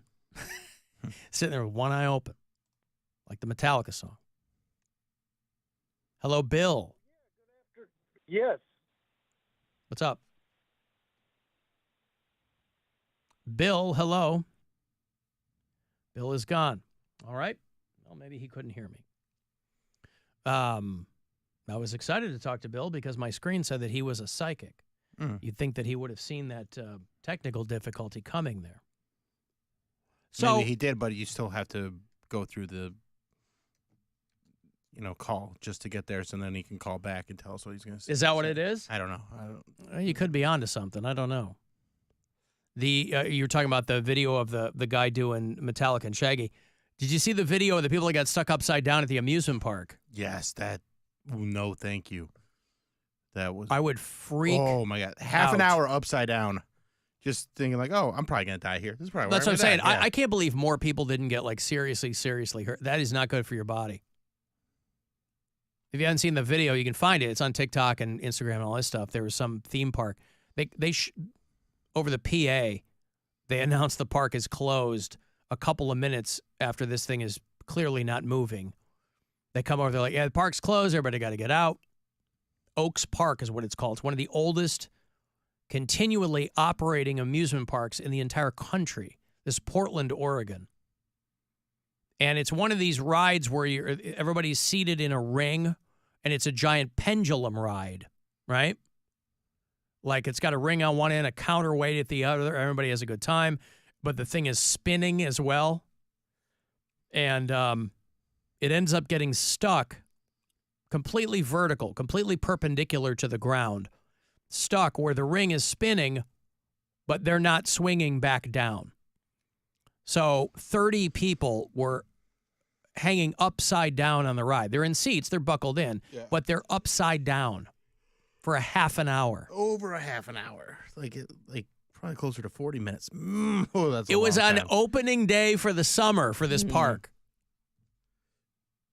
I mean, I would go insane if I was I hate being upside down. If I'm on a roller coaster or something, since I was a kid, I have this thing with, I don't know what it is with my head or my blood flow. I don't know what it is. But being upside down makes me feel like I'm going to die. Like when I was a kid, if I had to do a somersault, I felt like I was going to die just for those couple of seconds. If I'm on a roller coaster or something, maybe it's a combination of the momentum and I don't know what it is. Roller coasters I can handle. I'm not going to freak out. Well, you're only there for a second, too. Well, same with a somersault, right? I mean, Okay, but when I was a kid, I mean, even as an adult, if my daughter was like, let's do somersaults, I'd say, absolutely not. There's something about that. So if I was upside down, I mean, even after 5 minutes, I'd be freaking out. And they had to find a way to, like, get people down. I don't know how the hell they did that. One dude, obviously they're talking to people afterwards. It started going to the top, and then it came, and then I was like, oh, here's the part where it goes 360. I was still spinning like this for a second, but it wasn't moving backwards. And I was like, a minute passed, and I was like, this might be more serious than I may have deduced. I heard like screaming, crying, just pleas for help. It was like really discomforting. I thought it would very well be the end of my life. Yeah, I would be one of the people screaming and crying on that thing. For real. Like you're upside down that everybody knows obviously the blood goes to your head, to your upper extremities. That's not good. Your lower body starts to compress your lungs. You're going to have a hard time breathing. That's not good. Nobody got hurt. They took like one person to the hospital. But everybody else, I guess, was okay. Probably had headaches and stuff. Oh, my God. At least. Park engineers and fire officials worked together to manually lower the ride. That would have been probably the scariest part. where they're manually lowering it. They're just like, what do they have, like a crank? Yeah, Or they I just got a know. bunch of guys on a ladder just like move. Like, how do they do that? I don't know. Probably some kind of crank thing. Yeah, I don't know. It's called the ride called Atmosphere, FEAR. Opening day of the park. So the cause of the malfunction is unknown. Oh my God. That also is not very encouraging. Like, yeah, it malfunctioned. We don't know why. Yeah. Anyway, we got a bunch of other rides too. Go on those. Yeah, go on like the little kiddie rides, you know, the little roller coaster that's 3 feet off the ground. It has no loops. Man. Hey, Sarah Silverman is on tour. If you've never seen Sarah Silverman live and you like her, I got tickets for you coming back. Sarah Silverman is doing the post-mortem tour, and she's going to do State Theater at Playhouse Square in September. So I'll have a couple of tickets for you after the break. 35192, and text me for anything else. You can watch live at alancoxshow.com. It's the Alan Cox Show. Everywhere on our free iHeartRadio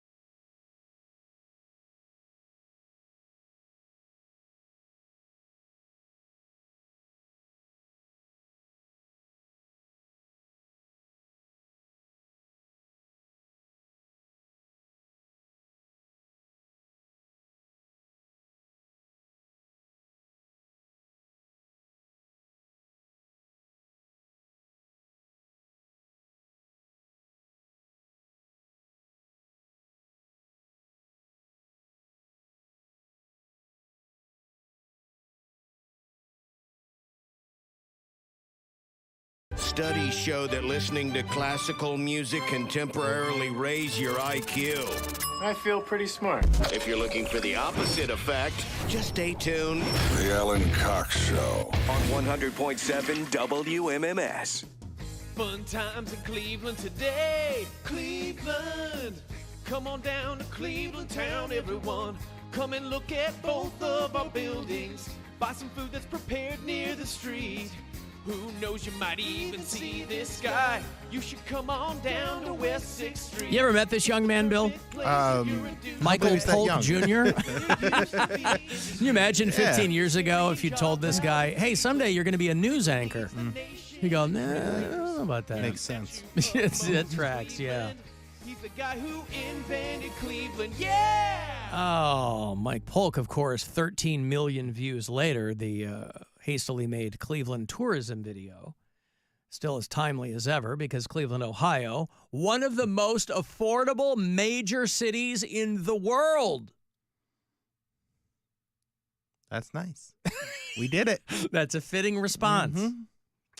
Well, who could, who could blame us for, it's funny because the Polk's classic Cleveland tourism video, it's old now. And Cleveland did look like a very different place. I was regaling, when I was at my appearance on Saturday at Portage Lakes, I was talking to someone about just that because I was talking to a woman and her husband who had been in Ohio now for a while. And they live out there at Portage Lakes. And I asked her where she was from. She's from Bloomington, Illinois, which is where Illinois State University is. So we were kind of kibitzing a little bit on Illinois. But ironically, when she had moved for work, she moved to Kalamazoo, Michigan, which was the first place that I moved. My first full-time job at radio was in Kalamazoo. And she was there the same time I was. But then she moved to Ohio and met her husband and blah, blah, blah. But I was talking about how, this Christmas, I will have been here 15 years. And trust me, no one's more surprised than I am. But when we first moved here, it was a very different place around here. I don't think that you could make you couldn't do that bit now. The hastily made Cleveland tourism. No, not. Because obviously Cleveland has had its glow up since then. But it's still relatively inexpensive. Now, the reason that these things always kind of trip me up is because I think of Cleveland as the area. Right. Whereas they're talking about Cleveland. Where you can get a house for, $8,000 or whatever. In some parts, yes. They ranked affordability among 94 major American cities. And Cleveland came in fourth. Not every city has bounced back from the pandemic. They wrote it up it was Forbes magazine or Bloomberg or something not long ago. They wrote up a whole piece on how Cleveland should be a model for cities trying to bounce back with their downtown, with the mixture of retail and residence and commerce. That Cleveland, there are a lot of cities that are having a real hard time coming back from that. Places like Phoenix and whatever the cool spots are, not just Phoenix, but there's smaller areas that are really kind of having their glow up, like Boise, Idaho. It's a college town, but there's a lot of people moving to Idaho because, listen, some of them are moving from more expensive states. A lot of people are moving to Idaho because they're a little more lenient on things like white power. And, Charlotte is still really blowing up, but Cleveland remains a place where your money goes a long way. Came in fourth, behind Rochester, New York, St. Louis. Pittsburgh was the number one most affordable major city. Now, they say in the world, but these are all I guess Edmonton, Alberta, and Canada. But if they say in the world and 9 of the top 10 are in the United States, I'm not sure what Seems like North America. Oh, yeah, it says the world. And then they have the least affordable major cities in the world, and Hong Kong is at the... So listen, if you were somebody in Cleveland and you go, well, this is the year. This is the year I'm going to pull the trigger and finally make that move to Hong Kong. It's going to cost you. Maybe take a second. Maybe reevaluate your priorities. And you go, fine, then I'll go to Vancouver. Well, they're having a hard time too. L.A., Honolulu, San Jose, San Francisco, San Diego. But here in the friendly confines of Cleveland, Ohio, Buffalo, Detroit, Oklahoma City. Now, again, there's a reason these places are affordable. You might have sensed a common theme here. Mm-hmm. But what's the matter with that? Fresh water. Fresh water. What's the matter with that?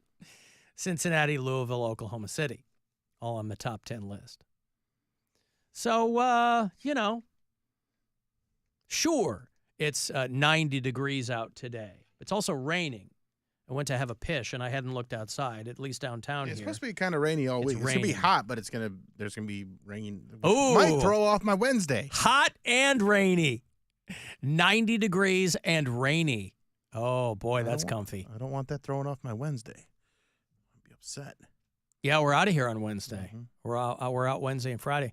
So is Wednesday just going to be a straight pool day? Well, is that how you will celebrate Juneteenth? I'm going to, just be having some people over. Yep. Doing some hanging out at the pool. Yep. And then Wednesday night, I'm moderating for Andrew Callahan at House of Blues. Now, what is that? He's the Channel 5 guy.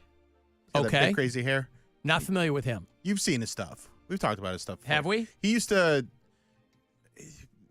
Channel 5? Yeah. He's a reporter? No. Oh. He would go to, rallies, he went to, Anthrocon, and he went to Trump he's rallies. like a YouTube guy. Yeah. Oh, what's the Channel 5 connection? That's what he calls his channel. Oh, I thought you meant Cleveland's ABC affiliate, No, Channel no. 5. Gotcha. He calls it... He's the all gas, no brakes guy. Yeah, that's what it was. Okay. Yes, I do know who that is. Okay. So he is, gotcha. So, gonna spend the day at the pool, and then later that night, be over there at House of Blues, moderating that. That'll be fun. Was he do a Q&A? Yeah, he's got a film that he's showing. Yeah. So, I'm excited. Oh, that'll be fun. I like what he does. All right. And we'll have the funny bus on Wednesday night. Right, because they asked me, I'm like, well, I'd normally throw this to Alan, because this seems more your speed, but you got the funny bus. So I'm doing it. Well, I appreciate that, but that sounds like way more your speed. I mean, with a guy like that? Well, moderating is, Yeah. I mean, you've done a few of those things. I before. have. So, yeah. Any tips? Keep it simple. Got it. Yeah. No, I mean, because it's think, not about me. It's literally just getting everybody else. But I mean, you have to probably questions. interview him for a bit. And then, Yeah. usually they're sending me a docket where I can go through everything and figure out what I got to talk about. Right. Oh, they give you the questions? I mean, I don't even. It's more that I think just a Suggestions or whatever? rundown. Yeah. Yeah. Well, it's funny because when you do those, their people will always send you questions that other people have asked. Mhm. These people are on tour and they Yeah. go city to city. And they're like, you can talk about anything, but here's some questions that other people have asked. And they're fine, but it's like I've already got all my stuff that I want to ask. So, my tip would be start off with a really difficult math. I'm gonna. Do you have any questions for me? Yeah, or with a really difficult Hi, math Andrew. problem. What would you like to know about me? Hey, so we can have a. Now, have you met him before, or will you I have be not. meeting him that night? This will be me meeting him for the first time. Okay. Yeah. I actually prefer that because then you're going in cold, and if you've prepared yourself, it's a lot of fun. Yeah. You can kind of be loose Yeah, with I'll it, have- and you kind of know where you're going, and Yeah, I'll have I'll have my note cards with my questions on it. I'll have an outline of how the night's supposed to go, and we'll have some fun. Mm-hmm. That'll be cool. That's Wednesday night at the House of Blues. Yeah. Are there still tickets? I don't know. Oh, okay. Maybe. Let's check. House of Blues. Eric Adams is the mayor of the city of New York. And he has asked for Diddy's key to the city back. What does a key to the city get you, by the way? I think it's just an honorary It's thing, one of right? these, but they give It doesn't you actually open anything. Well, that's what I'm asking. I mean, they hand you a key. Yeah. I assume it's metaphorical or whatever, but why ask for that back then if it doesn't do because anything? they want to know that the honor's been rescinded, so you need to get it back. Like when they took back all of Cosby's honorary degrees. Sean Diddy Combs, of course, everything has crumbled for him in short order since all these sexual assault allegations have come out and blah, blah, blah. He was given the key to the city in a Times Square ceremony just last September. It's barely warm when he dropped his latest album last year. At the time, Eric Adams said, the bad boy of entertainment is getting the key to the city from the bad boy of politics. Why does everybody need to be a bad boy, by the way? Be a good boy, right? Be a good boy. And not a fake good boy. Be a good boy. Why do you think people love dogs so much? Because they're good boys and girls, right? The bad boy. There's enough of that. We got too many of those people. Well, it's like when girls are always like, "Oh, I really like those. I like them. I like bad boys." And then until they start throwing them into Right, walls, and then all of a sudden, oh, yeah, this isn't so good after I want all. a nice guy. No, you don't. There's plenty of nice guys out there. Go be with your bad boys. All these girls wanted to be with P. Diddy, whatever the hell he's calling himself. Now, sure, there had to be the first girl who was getting thrown around. But once 2 or 3 women are like, well, that's not going to be me. Obviously, this is just speculation. I don't know anything about the history of the guy, but, you know, most people saw that video from 10 years back or whatever. He's throwing his girlfriend, dragging her down out of the elevator by her hair or whatever. So, city of New York, which, boy, from what I've seen recently with Eric Adams, they've got problems of their own, has asked Diddy to return the key to the city. Said, give me that Diddy key. Give me that city key, Diddy. I don't know how that works. Boy, imagine, a lot of people who have been, there are people in this country who have been so reviled because of things that they've done publicly or privately that they end up changing their name. So at what point do you, he's always gone by some dumb name. At what point do you start going by Sean Combs again in the hopes that people will forget? You just start going by your real name. I mean, you probably start going by your middle name even because Sean Combs is still pretty well known. Still pretty toxic. Yeah. What's his middle name? I don't know. John? Jafar? Isn't it John? Is it John? Oh, is that him? John Oh, Combs. yeah, you're right. Yeah, John Yeah. Combs. Here. John Combs. Hi, I'm John Combs. Sean Love Combs. His middle name's Love. His Love? Yeah. Love Combs, I don't know. You can't fly under the radar like No. Love Combs sounds like a hair care product. that. Yeah. Have you hooked up with a lady and things got a little itchy down there? Try one of our Love Combs. Love Combs. Get those puppies right out.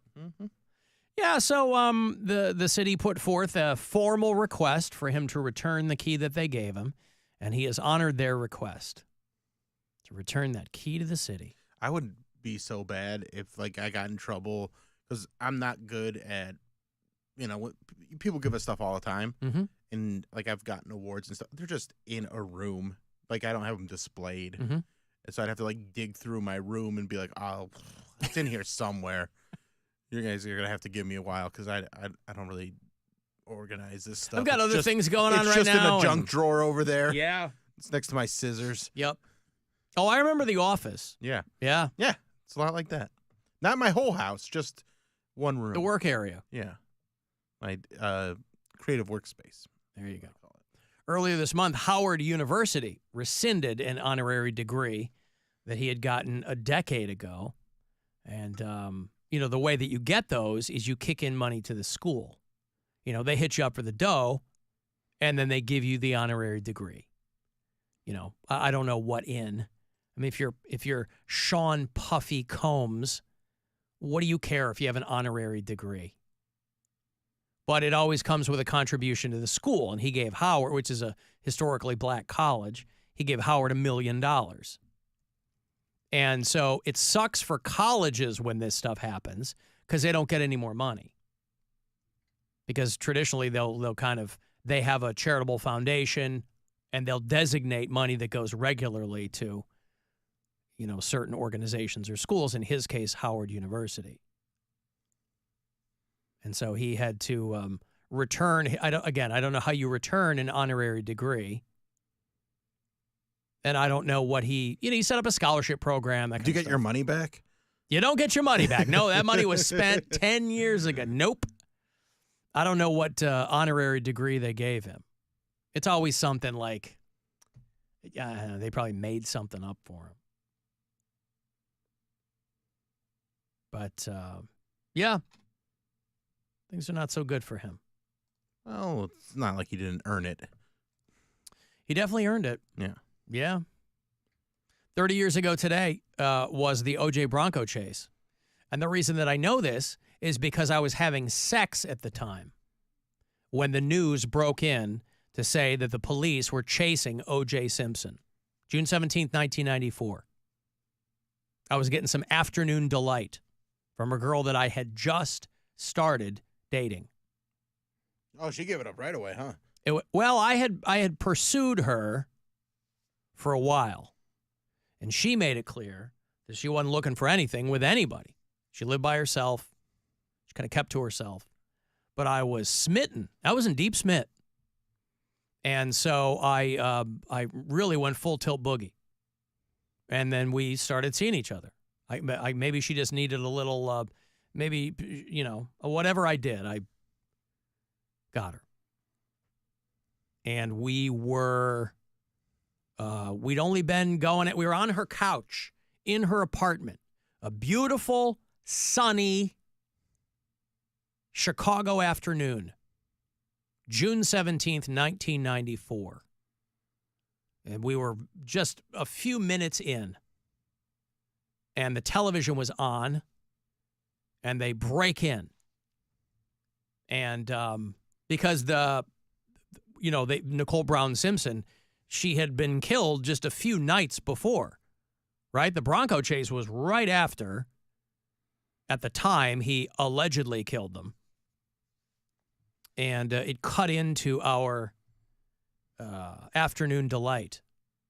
And it cut into the NBA Finals. People have a lot of stories about that. Yeah. But it was because we were both, it was everybody was just riveted to that story. So when the Bronco chase happened, so there's that moment where we don't know if we're going to pay attention to that or keep going. But by that time, we had kind of been distracted. Mm-hmm. So we're both on the couch, naked, turning to watch the television, and then deciding if we're going to continue or if we're going to watch what's happening on the television. I think this is a storyline in the final episode of Ted. Oh, really? Like he went to prom, and then after prom, he was trying to make it happen, and then he was about to hook up with this girl, and then the Bronco chase starts. Oh, the same. I thought you meant a situation similar to that. The actual Bronco chase starts. Yeah. Yeah. Well, maybe Seth MacFarlane was doing the same thing I was doing on this day in 1994. Could be. Yeah. You know who this is? They parodied it on Seinfeld and the whole thing. But so, yeah, we decided that we would take a break. And that when we were more clearly focused on each other, that we'd go back to it. And we did, about a half an hour later. Well, happy for you, bud. It didn't last. It couldn't last. We were... Not everything has to last to be good. The star that burns twice as bright burns half as long. And that's what it was. And now OJ's dead. It couldn't happen to a nicer guy. That's what I thought when they said OJ's this. I said, good. That guy interrupted my afternoon delight on blocker. June 17th, 1994. I got a break. You want to send a text, 35192. You can watch live if you like at AlanCoxShow.com. Listen anywhere you are on the iHeartRadio app.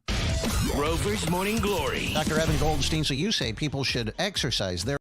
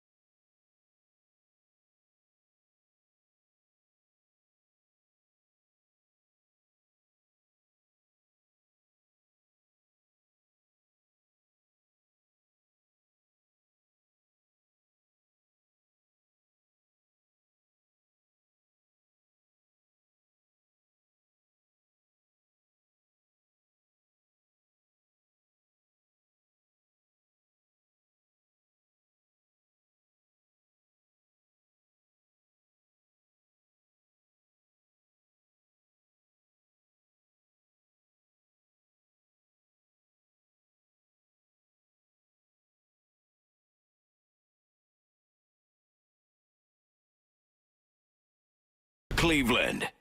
Call the Alan Cox Show. Cox. Cox. Is that with an X? Yes. 216-578-1007 or 1-800-348-1007.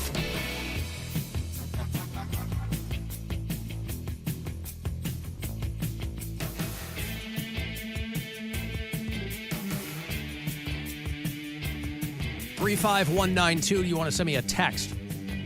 AlanCoxShow.com, where you can watch live. And iHeartRadio app, too. People who want to drop messages there, you can do it. If you listen from out of state, let me know where you do that. Sasha listens in Portland, Oregon. Willie's in Louisville, Kentucky. Luke is our bureau chief in Intercourse, Pennsylvania. You work the road a lot. You ever worked Intercourse, PA? I actually have. Hey. And Middlesex. I've never been. I lived in Pennsylvania I called it Center F Town, and they really they like, loved That's it. funny. I lived in Pennsylvania for many years, but I never made it to Intercourse. Do they lean into it there? Do you recall? Oh yeah, yeah, they do. They got some kitschy merchandise. I see. I got laid in Intercourse, PA, or whatever. 4.5 hours from Cleveland, Ohio. All right. Well, it might be. It's out Lancaster way. Oh, I see.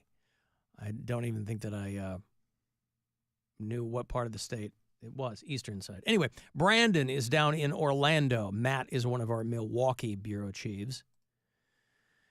And Eric listens in Saginaw, Texas. Not Saginaw, Michigan. Saginaw, Texas. Cleveland police trying to figure out what they're going to do about the rash of youth violence at festivals.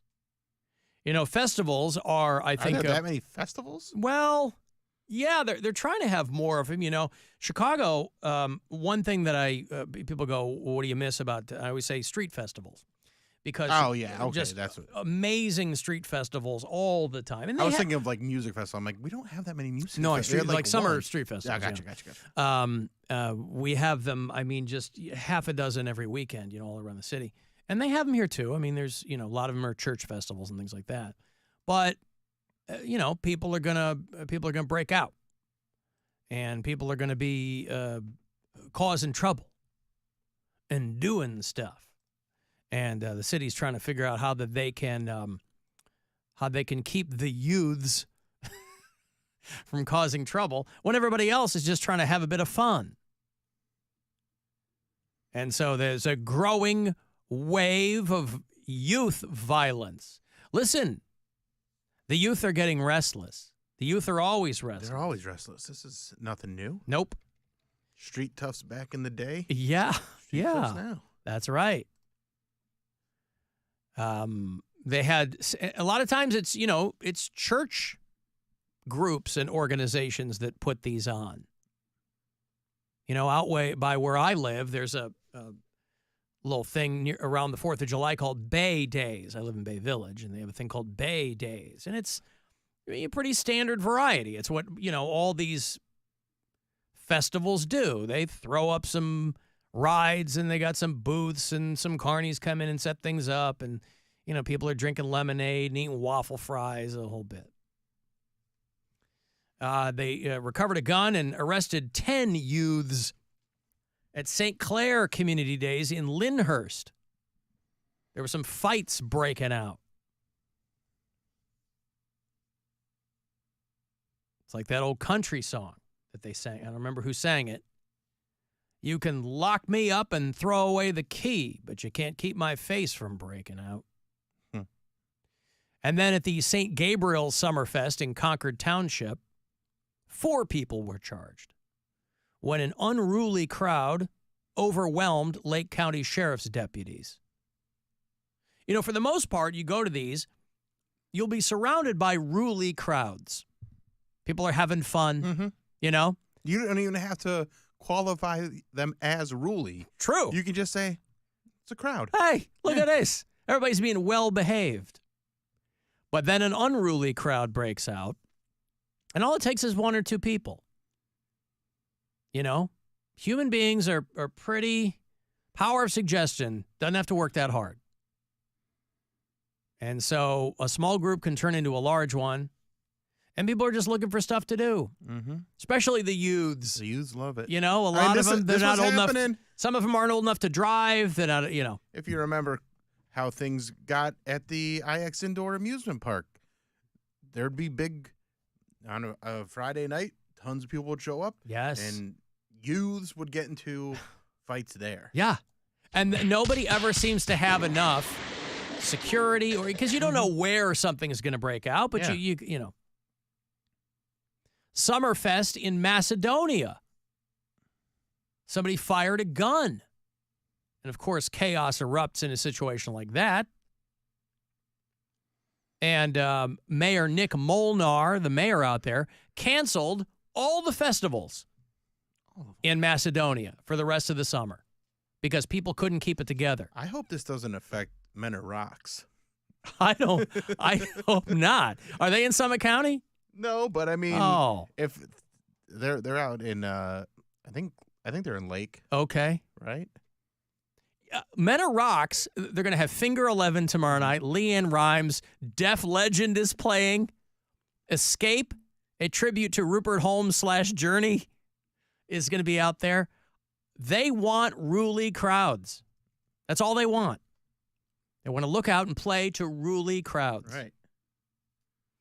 And let this be a lesson to you, youths.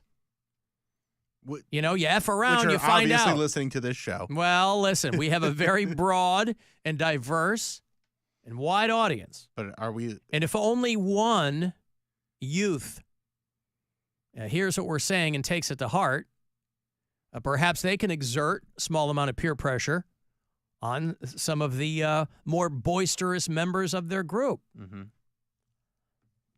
Now, don't get me wrong. I'm trying to be responsible here as a steward of the public airwaves. In reality, I love when this stuff happens. Now, I don't like the gunfire. That's the problem, is these things used to pop off and nobody got shot. If you see a group of people fighting, that's fun. It's fun. You get out of the way. It's like a pit at a metal show, right? You get out of the way. It's when gunfire invariably happens. Somebody's always strapped. It's an open carry state, right? I mean, you don't even have to be causing. Where are all the good guys with guns, by the way? I thought that's all it took. Why you got to put it on Lake County Sheriff's deputies or the mayor of Macedonia?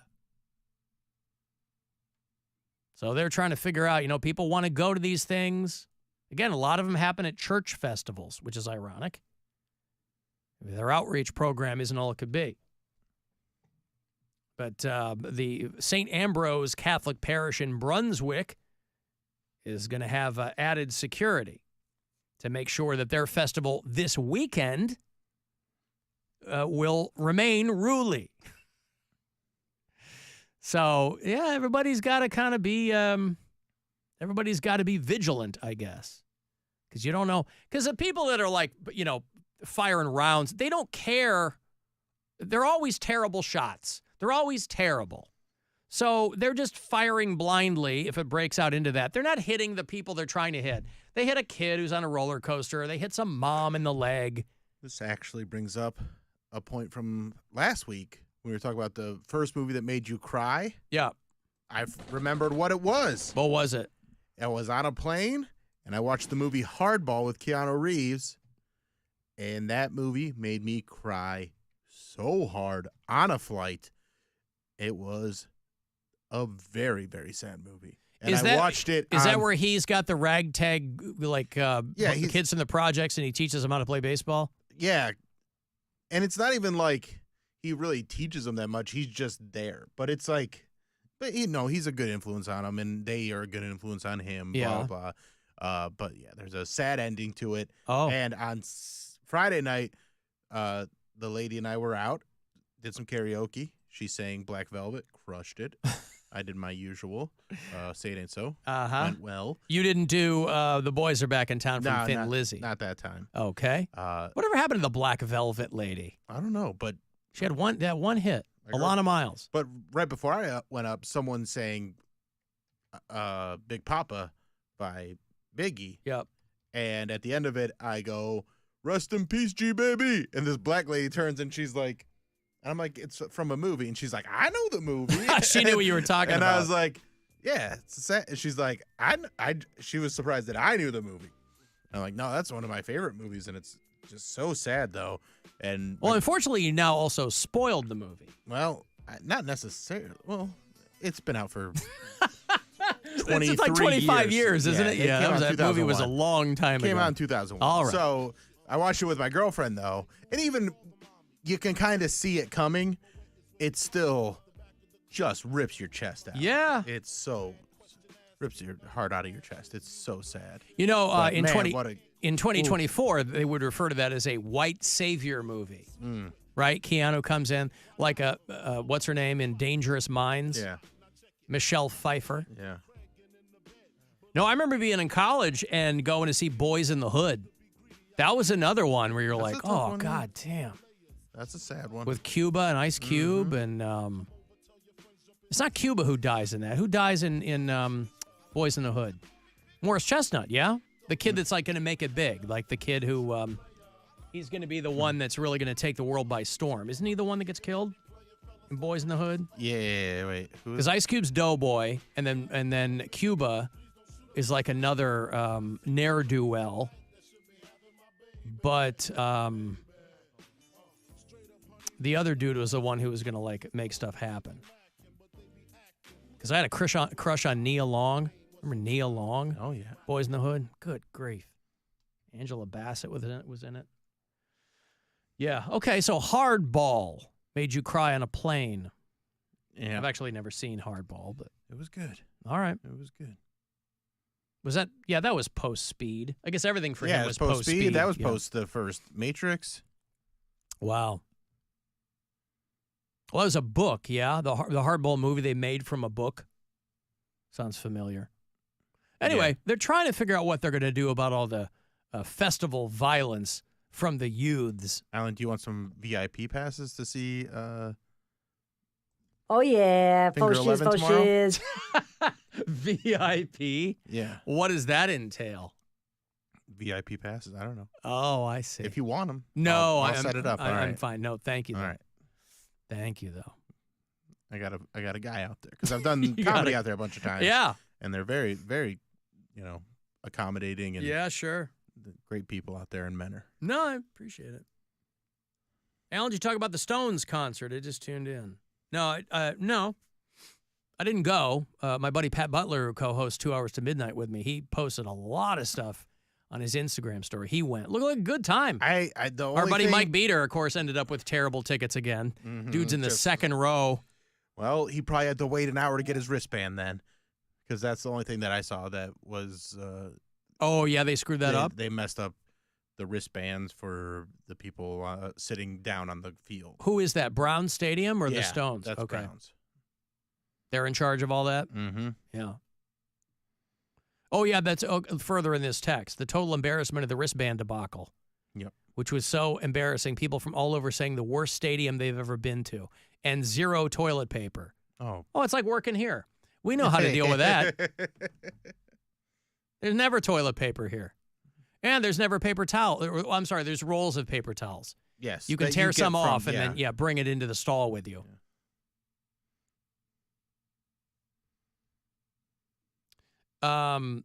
Alan, what's the demographic of youths causing the problems at festivals? Don't sugarcoat it. Call it like it is. Oh, he wants me to say that it's all black kids. Is it? I haven't seen anything along those lines, but that's clearly what this person wants me to say, is that it's all black kids causing problems. Well, I'll tell you what, nothing's more terrifying walking down the street and seeing a group of white kids all whispering to each other because they know they're going to pop off and not get in trouble.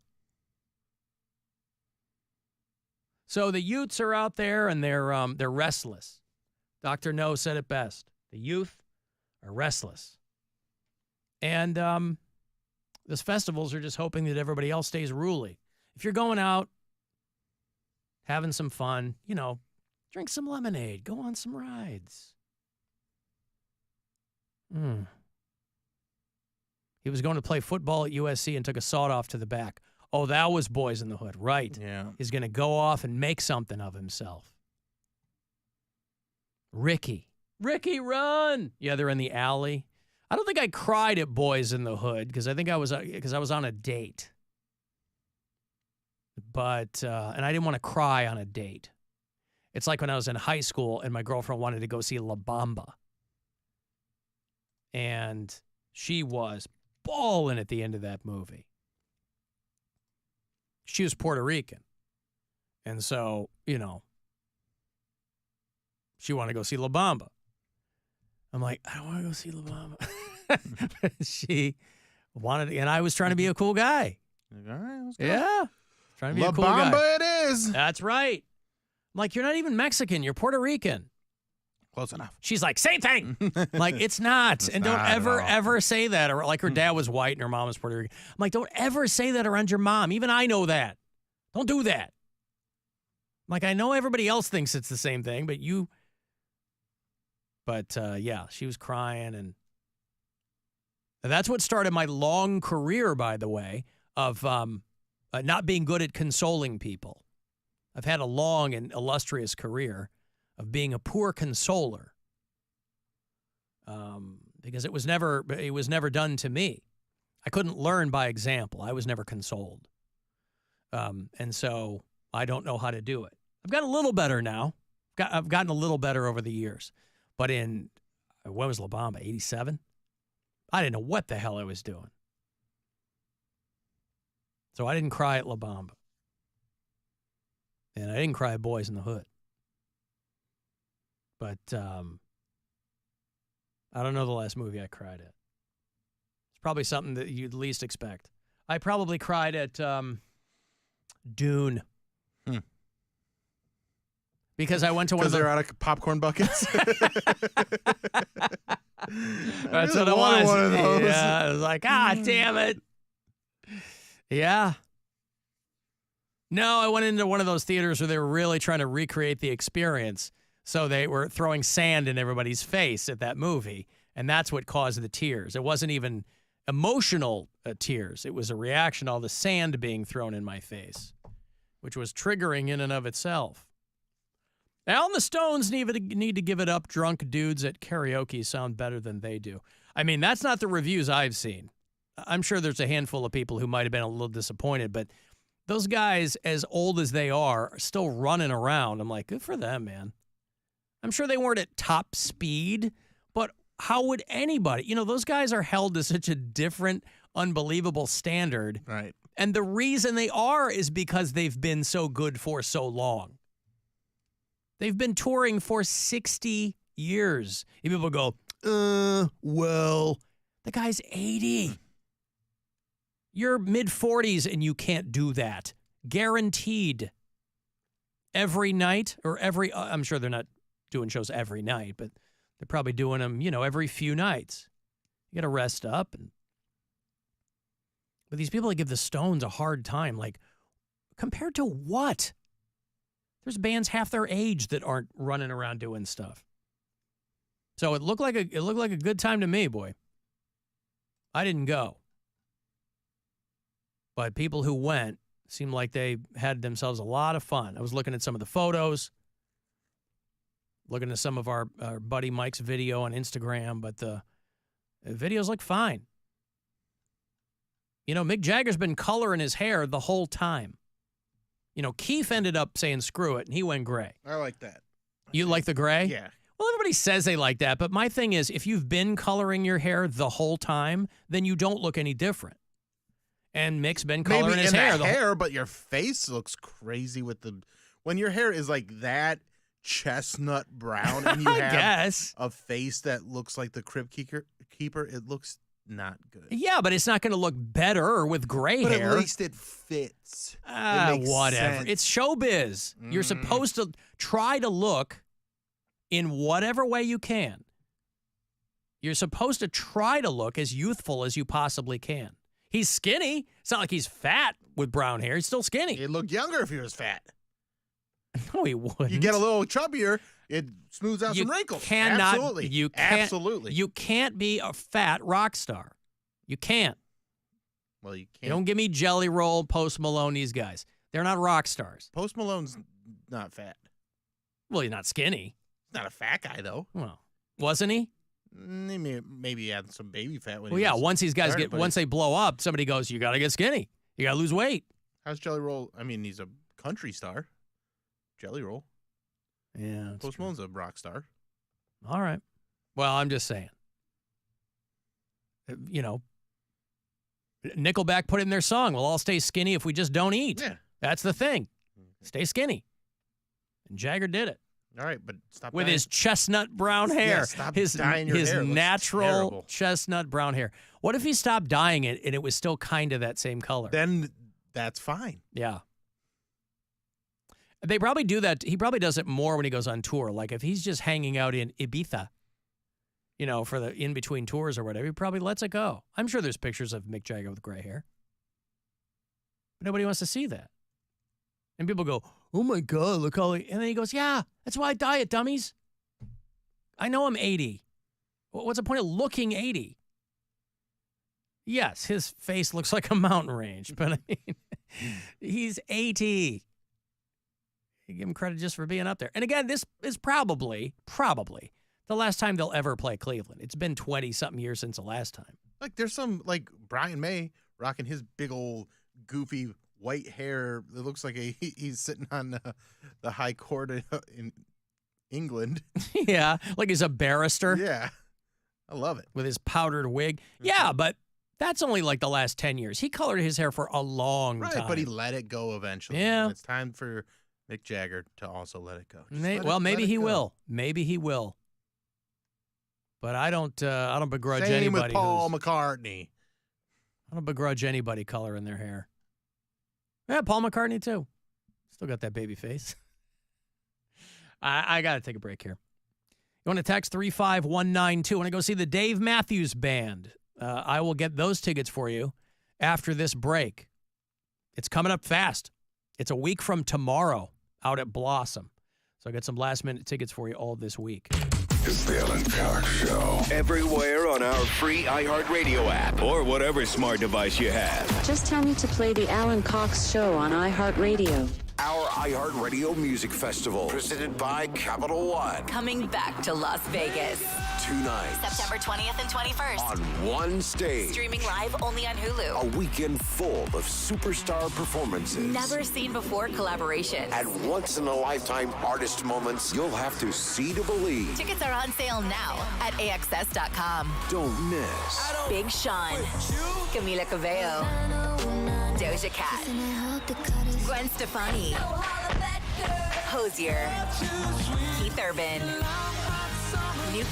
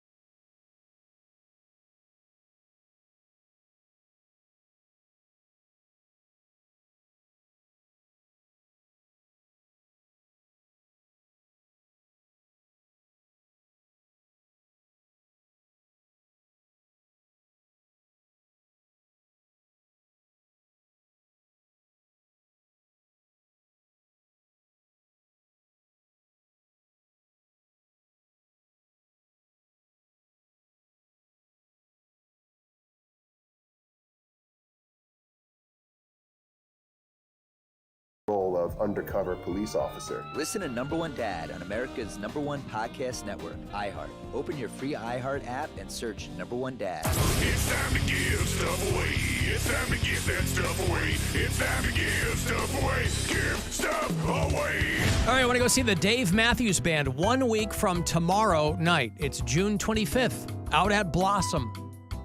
LiveNation.com has all the info for you. Great live band, man. Might not be one of your favorite bands, but they never disappoint live. So 2 for the Dave Matthews Band. Come and get them. Caller 10. These are yours. 216-578-1007 or 800-348-1007. If you find yourself breathless with constant laughter, congratulations. Now, could you tell us what show you're listening to?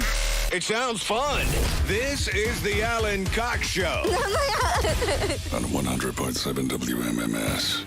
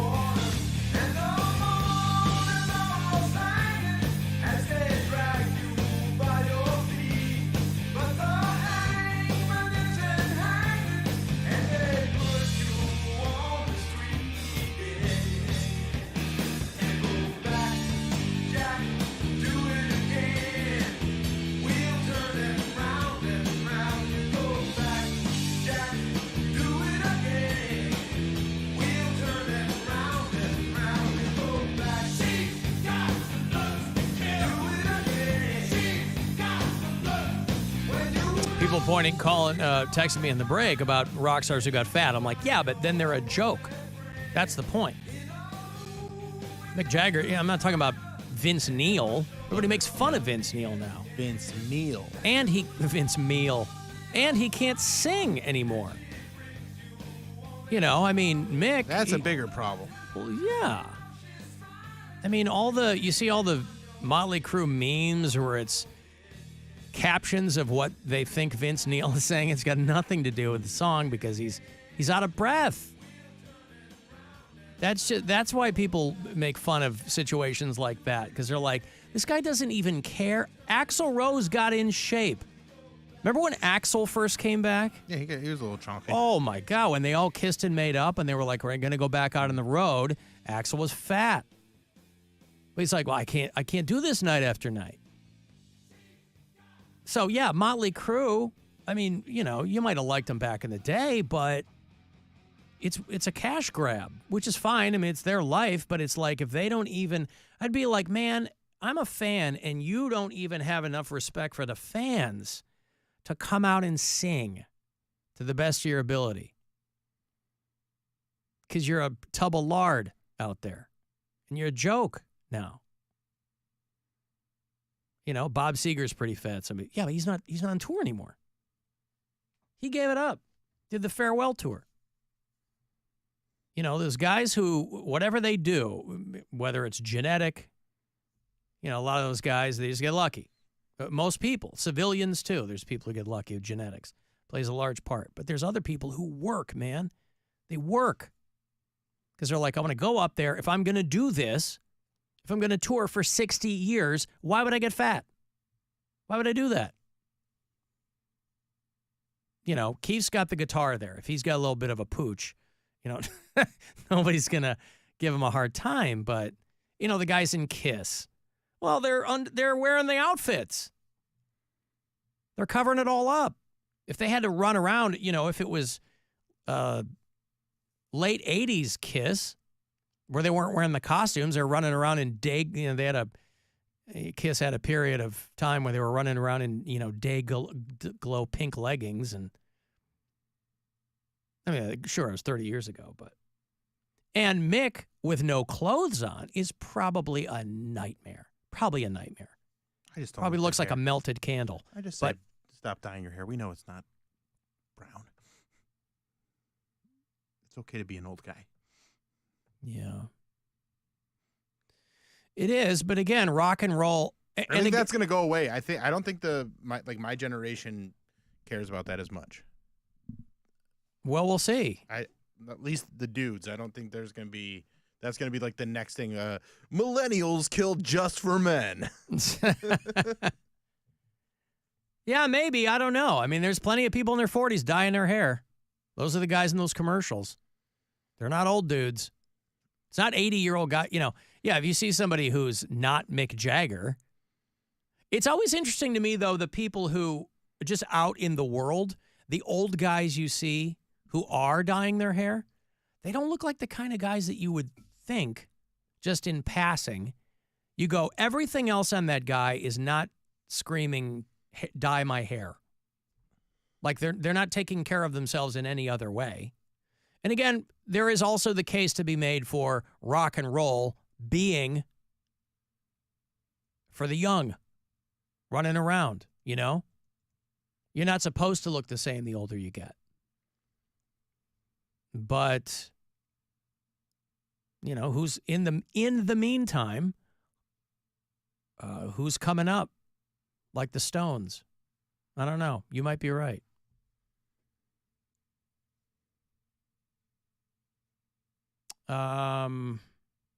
Did you see the George Strait concert? Somebody asked. No. He set the record. George Strait. You know this dude? Hey, country guy? He's a classic country artist. I don't know if this is a farewell tour or what he's doing, but George Strait now has the record for the biggest concert crowd ever in the United States. He broke the Grateful Dead's record from 1977. George Strait. He played Kyle Field at Texas A&M. So 110,905 people. Damn. Yeah. It's about 3,000 more than the Dead had in 77. They played Raceway Park in Jersey. I feel like Taylor Swift could break this tomorrow if she wanted to. Who? Taylor Swift. Well, I mean, I'd have to think that did she not play that venue? I mean, I feel like if she wants to, I mean, she's doing multiple nights at these venues. Yeah. You know, she did like 3 nights at Pittsburgh. Yeah. She could get 100,000 people, or she could probably get 200,000 people if they could find a venue that could hold it. Yeah. Well, in the meantime, he's got the record. George Strait. What's going on, I couldn't tell you what one of his songs are. My wife could probably tell me, but. What's going on, everybody? I'm ashamed to say this, but this is my first time to ever be in Kyle Field. Damn! Man, I want to whoop so bad. Can I whoop one? Just one. Whoop! Oh, can I whoop? I thought he said, can I look? I go, I don't know what you're saying. Can I whoop? That must be a George Strait thing.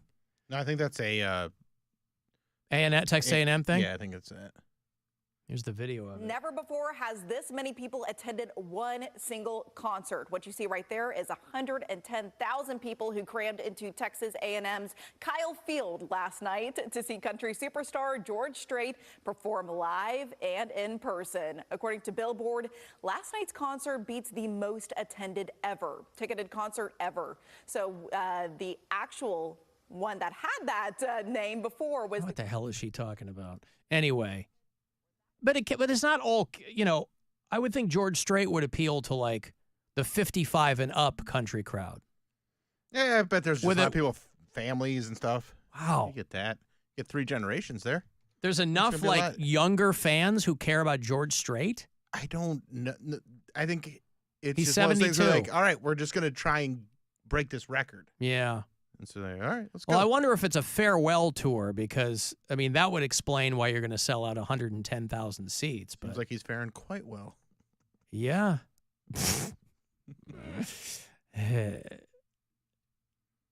George Strait breaks the Grateful Dead attendance record from 1977. Hi, everybody. Hey, good for him, man. Oh, it's great. You know, you might not like country music. I certainly don't. At least not this newfangled George Strait country.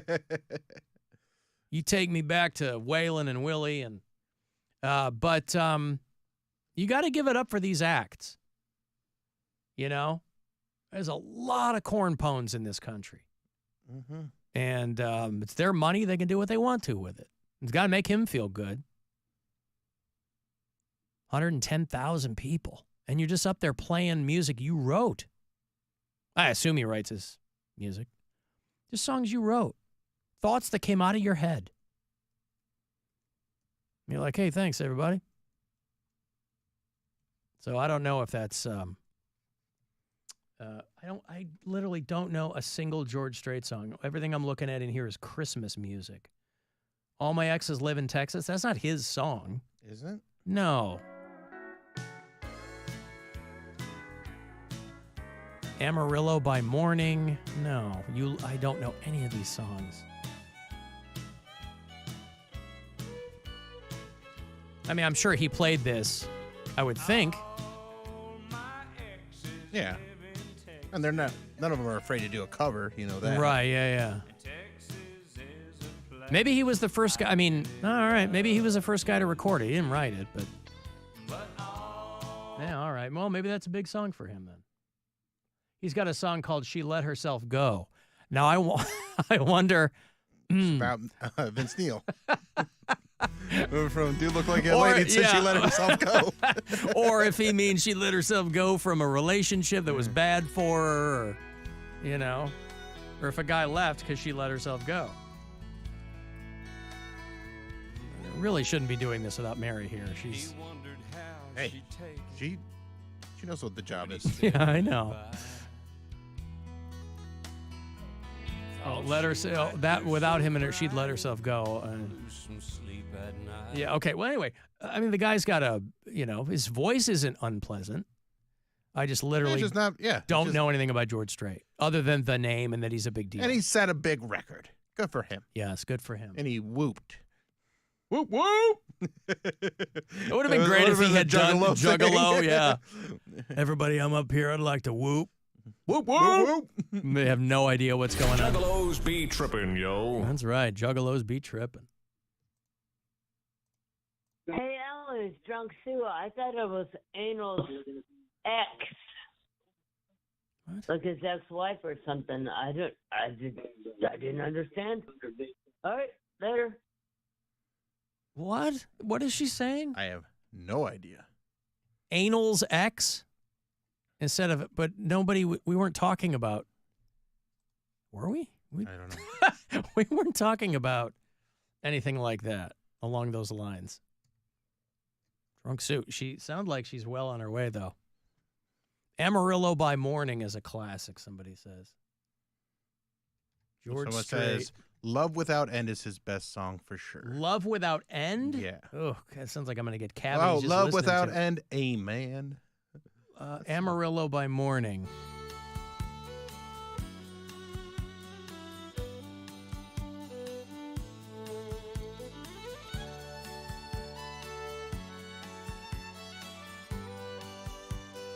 I don't want to. I'll take your word for it. I don't want to. I don't want to go that far into it. Just who cares, right? I mean, I don't. Right. I'll take your word for it. Like I'm sure again, it's good. His voice is not unpleasant to me. It's fine. Was Motley Crue good before Vince got fit? Listen, back in the day, man, there wasn't a band on the planet doing it like Motley Crue. Yes, back in the day, fantastic. I've never been a huge Motley Crue guy. I mean, I think every Gen X rock and roll kid had a Motley Crue phase, right? The first two things I ever bought on cassette were Journey Frontiers and Shout at the Devil. I think those were both 82, 83. So one of the first two cassettes I ever had as a kid was Shout at the Devil from Motley Crue. And it was driving parents crazy because they had on all the makeup and then they were pretending that they were, because that's what you did back then. You did the devil thing. That's what got people paying attention to you. And then they would have spinning pentagrams and they'd write a couple of songs about the devil, but it had nothing to do with, Motley Crue could not have been less about the devil. They were about poontang. And, they were trying to get some attention with all that stuff, but it was never their core vibe. But yeah, back in the day, man, those first 2 or 3 Crew records were legit. There's Too Fast for Love, Shout at the Devil, Theater of Pain kind of sucked, but Dr. Feelgood, yeah, those first few albums were dynamite. But whatever, it's fine, you know. Our buddy Corey Roddick, who co-hosts 2 Hours to Midnight with us, huge Motley Crue, to this very, very day, huge Motley Crue fan. So he's keeping those fires lit, boy.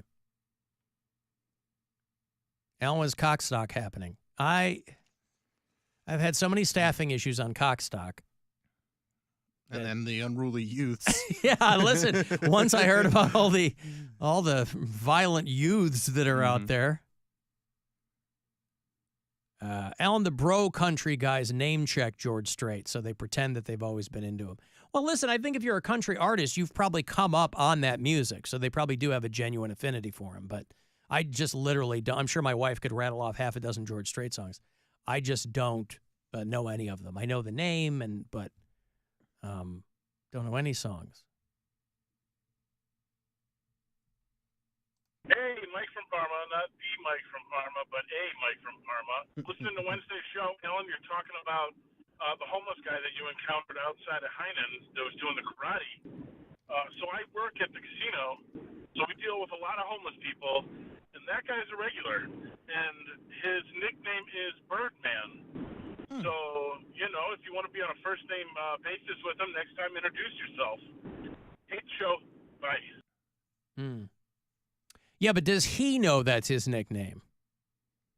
Right? Like, you know, people go, oh, that's his nickname.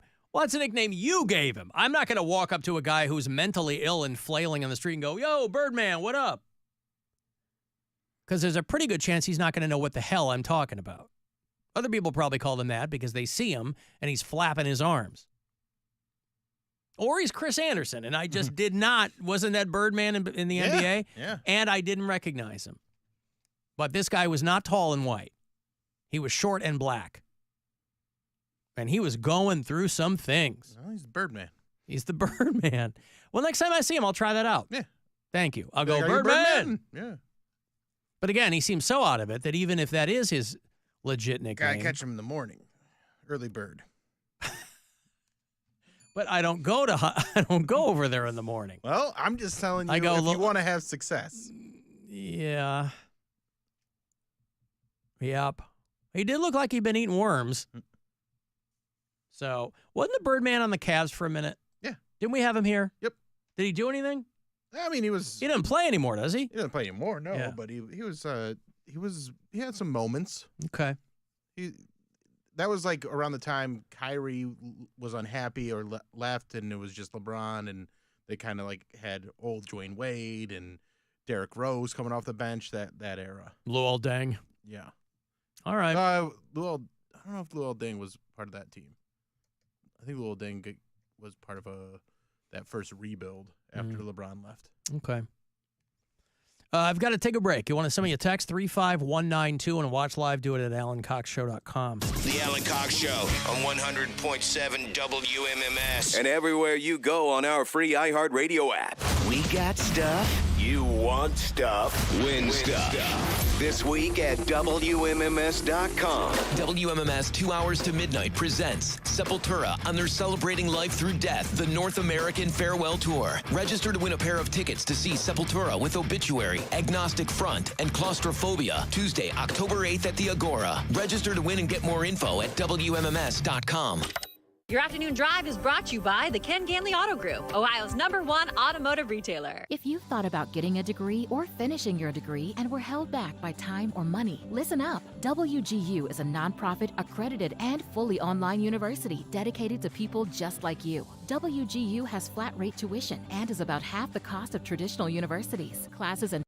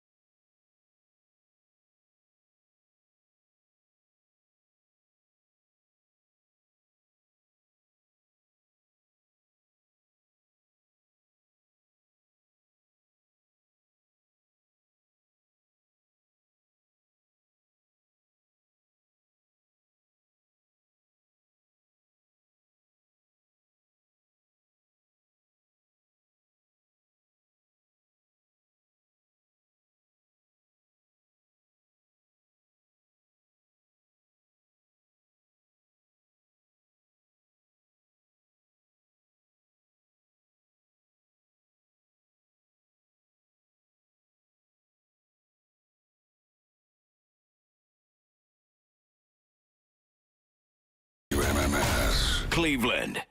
Call the Alan Cox Show. The Buzzard. The Buzzard. Alan Cox Show on the Buzzard. 216-578-1007 or 1-800-348-1007.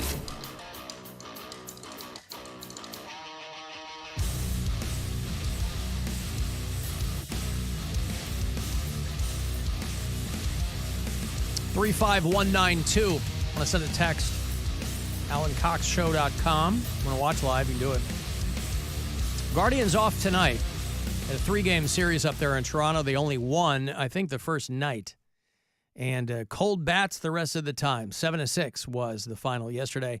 And 5-0 on Saturday. They didn't get anything going up there on Saturday. So Blue Jays will be here later in the week at Progressive Field. I'm going to that Saturday game. Are you really? Fun. Yeah. But it's Josh Naylor bobblehead night. You get $2 beers before the game. And the big selling point after the game, DJ, Shaq, Diesel. Oh, right.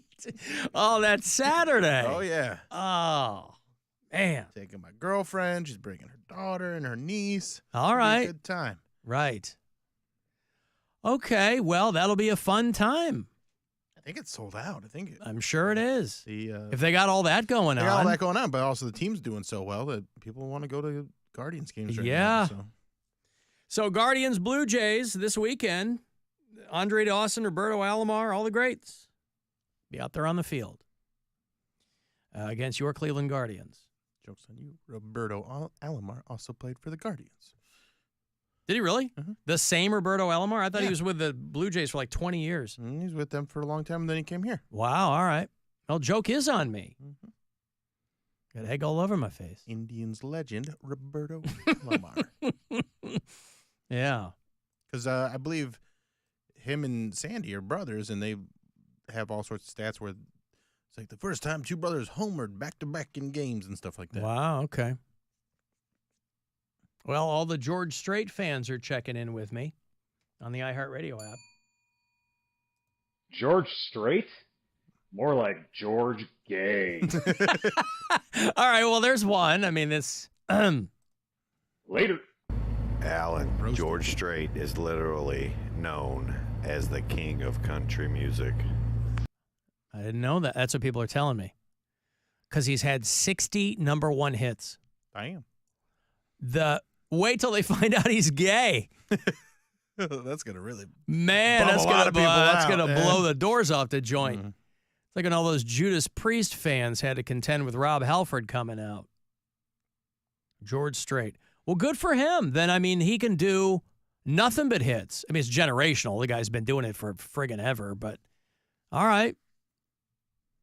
Good for him. I just hadn't heard about George Strait in a long time. And then all of a sudden, not only is he on tour, he now holds the new attendance record. What am I missing in this situation, this story? Not like I have my ear to the ground on country music, but, we hear rumblings. We know who's going on tour out there and doing things. And good for them. Alan, baby, hate the show. Say running around or running or whenever you're talking about rock and roll, you say running around a lot. I don't know why it's pissing me off so bad. All right, keep running around. Stay skinny. Love you. I don't know why it's pissing you off either. That's what they're doing up there. They're running around. How do you think Mick Jagger stays skinny? He's running around. There's some bands where the front man doesn't do that. Stands behind the microphone and sings. Or he's playing a guitar and he's standing there and sings. Mick Jagger's running around. That's what I'm talking about. And if you're doing Mark that, Maron's got a great bit about. If you're doing that for watch 2 him. hours a night, you're going to stay skinny. The Maron Stones bit. Yeah, it's great. I remember it vaguely. Yeah, it's but pretty I don't. funny. Yeah. About how Mick Jagger is skinny because he's doing cardio. Well, just not about how he's skinny, but about how he's just up there and he sees him like doing the moves. Oh, and the he's duck just like, walk and yeah, everything. He's like, are you like, should you be doing this? Should you? Like, what Yeah, if he falls? but I gotta. I mean, and that's the cliche bit for a long time on Mick Jagger. He's doing the duck lips and he's doing the prancing. But all the video I saw last night, I either didn't see the right clips or he's scaled way back on that. Because back in the day, yeah, that's what he did. But it didn't look like that over the weekend. So I don't know. I wonder if anybody yelled out like Mulaney bits to him. Not funny. Not funny. Yeah. Diet Coke. And he might have gotten, by the way, past the point where he can, like, pick up Brazilian models. Because he's 80. He did that longer than anybody else, right? That was always the joke, is that he had recently knocked up another young, hot girl. But maybe he's past all that. I don't know. Mick Jagger would go like this. He'd go, Diet Coke, and one would appear in his hand. Now, that's not nice, right? The way I was raised, you're supposed to say, may I please have a Diet Coke, please? And then maybe you will get one. And I bet all of you were taught to say please and thank you. But if all of us could go, Diet Coke, and one would appear in our hand, we'd do it all day long. Even if you don't like Diet Coke, you just summon them so you could chuck them at oncoming cars. Everyone always wants to know if famous people are nice. Like Mick Jagger, he came in to host the show. My friends were all like, is he nice? No! Or maybe he is, for his version of life. Because he has a very different life. He's Mick Jagger.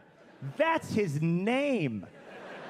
He's played to stadiums of 20,000 people cheering for him like he's a god for 50 years. That must change you as a person. If you do that for 50 years, you're never again going to be like, does anyone have a laptop charger I could borrow? You know? I pitched him a joke and he went, not funny. I mean, people say that on the internet, but never to your face does a British billionaire in leather pants go, not funny. I spent 2 hours alone with Mick Jagger that week. We were writing song lyrics. It was for a fake song in a comedy sketch. And we came to one point, and he goes, all right, let's all go to the picnic. Let's all have a drink. Let's see what rhymes with drink. And I said, think? And Mick Jagger said, no! And then I said, sink? And Mick Jagger said, yeah. And I was like, is this how you write songs? Just one word at a time with verbal abuse? It's like, all right, can't get no happiness? No! Satisfaction? Yeah. All right, next sentence. Well, that might be how he does it. That's what they closed with Saturday night, was Satisfaction. I was reading that they had pulled out a couple of gems that they don't normally do. And they did them back to back. They did Heartbreaker and Monkey Man back to back. I like Heartbreaker a lot. 19 songs. Do you know anybody who went? Probably. I don't know. Oh. I haven't seen anybody talking about it. Oh, all right. Yeah. I mean, I saw some video of them doing Start Me Up was what they opened with. And I'm like, it took me a second. I go, it doesn't even sound like Start Me Up. So maybe this is it for them. I don't know. But be careful what you wish for. Because all the people will be like, why don't they hang it up? There's going to come a time, and it will be the first time in history. Well, not history, in the history of the band, that the Rolling Stones will not be touring. The Rolling Stones will be done touring. They certainly haven't needed to for a long time. Wouldn't you rather see somebody who's doing it because they want to, not because they need to? Bands no, that go, not necessarily. Really? You want a band that's out there for a cash grab? Yeah. Why? They need it. Yeah, but I'd rather see They're some working guy. harder. They're going to put on a better show. I think anybody who wants to do it is still going to give you a hell of a show. Nah. Really? Nah, not as much as the person that really, really needs it deep down. Yeah, but just because they need the money doesn't mean that. Because you know why? Because they're pissed. They're pissed they have to be out there doing it if they need the money. They're mad. And that's no way to get people having a good time. I don't know if they're still hungry.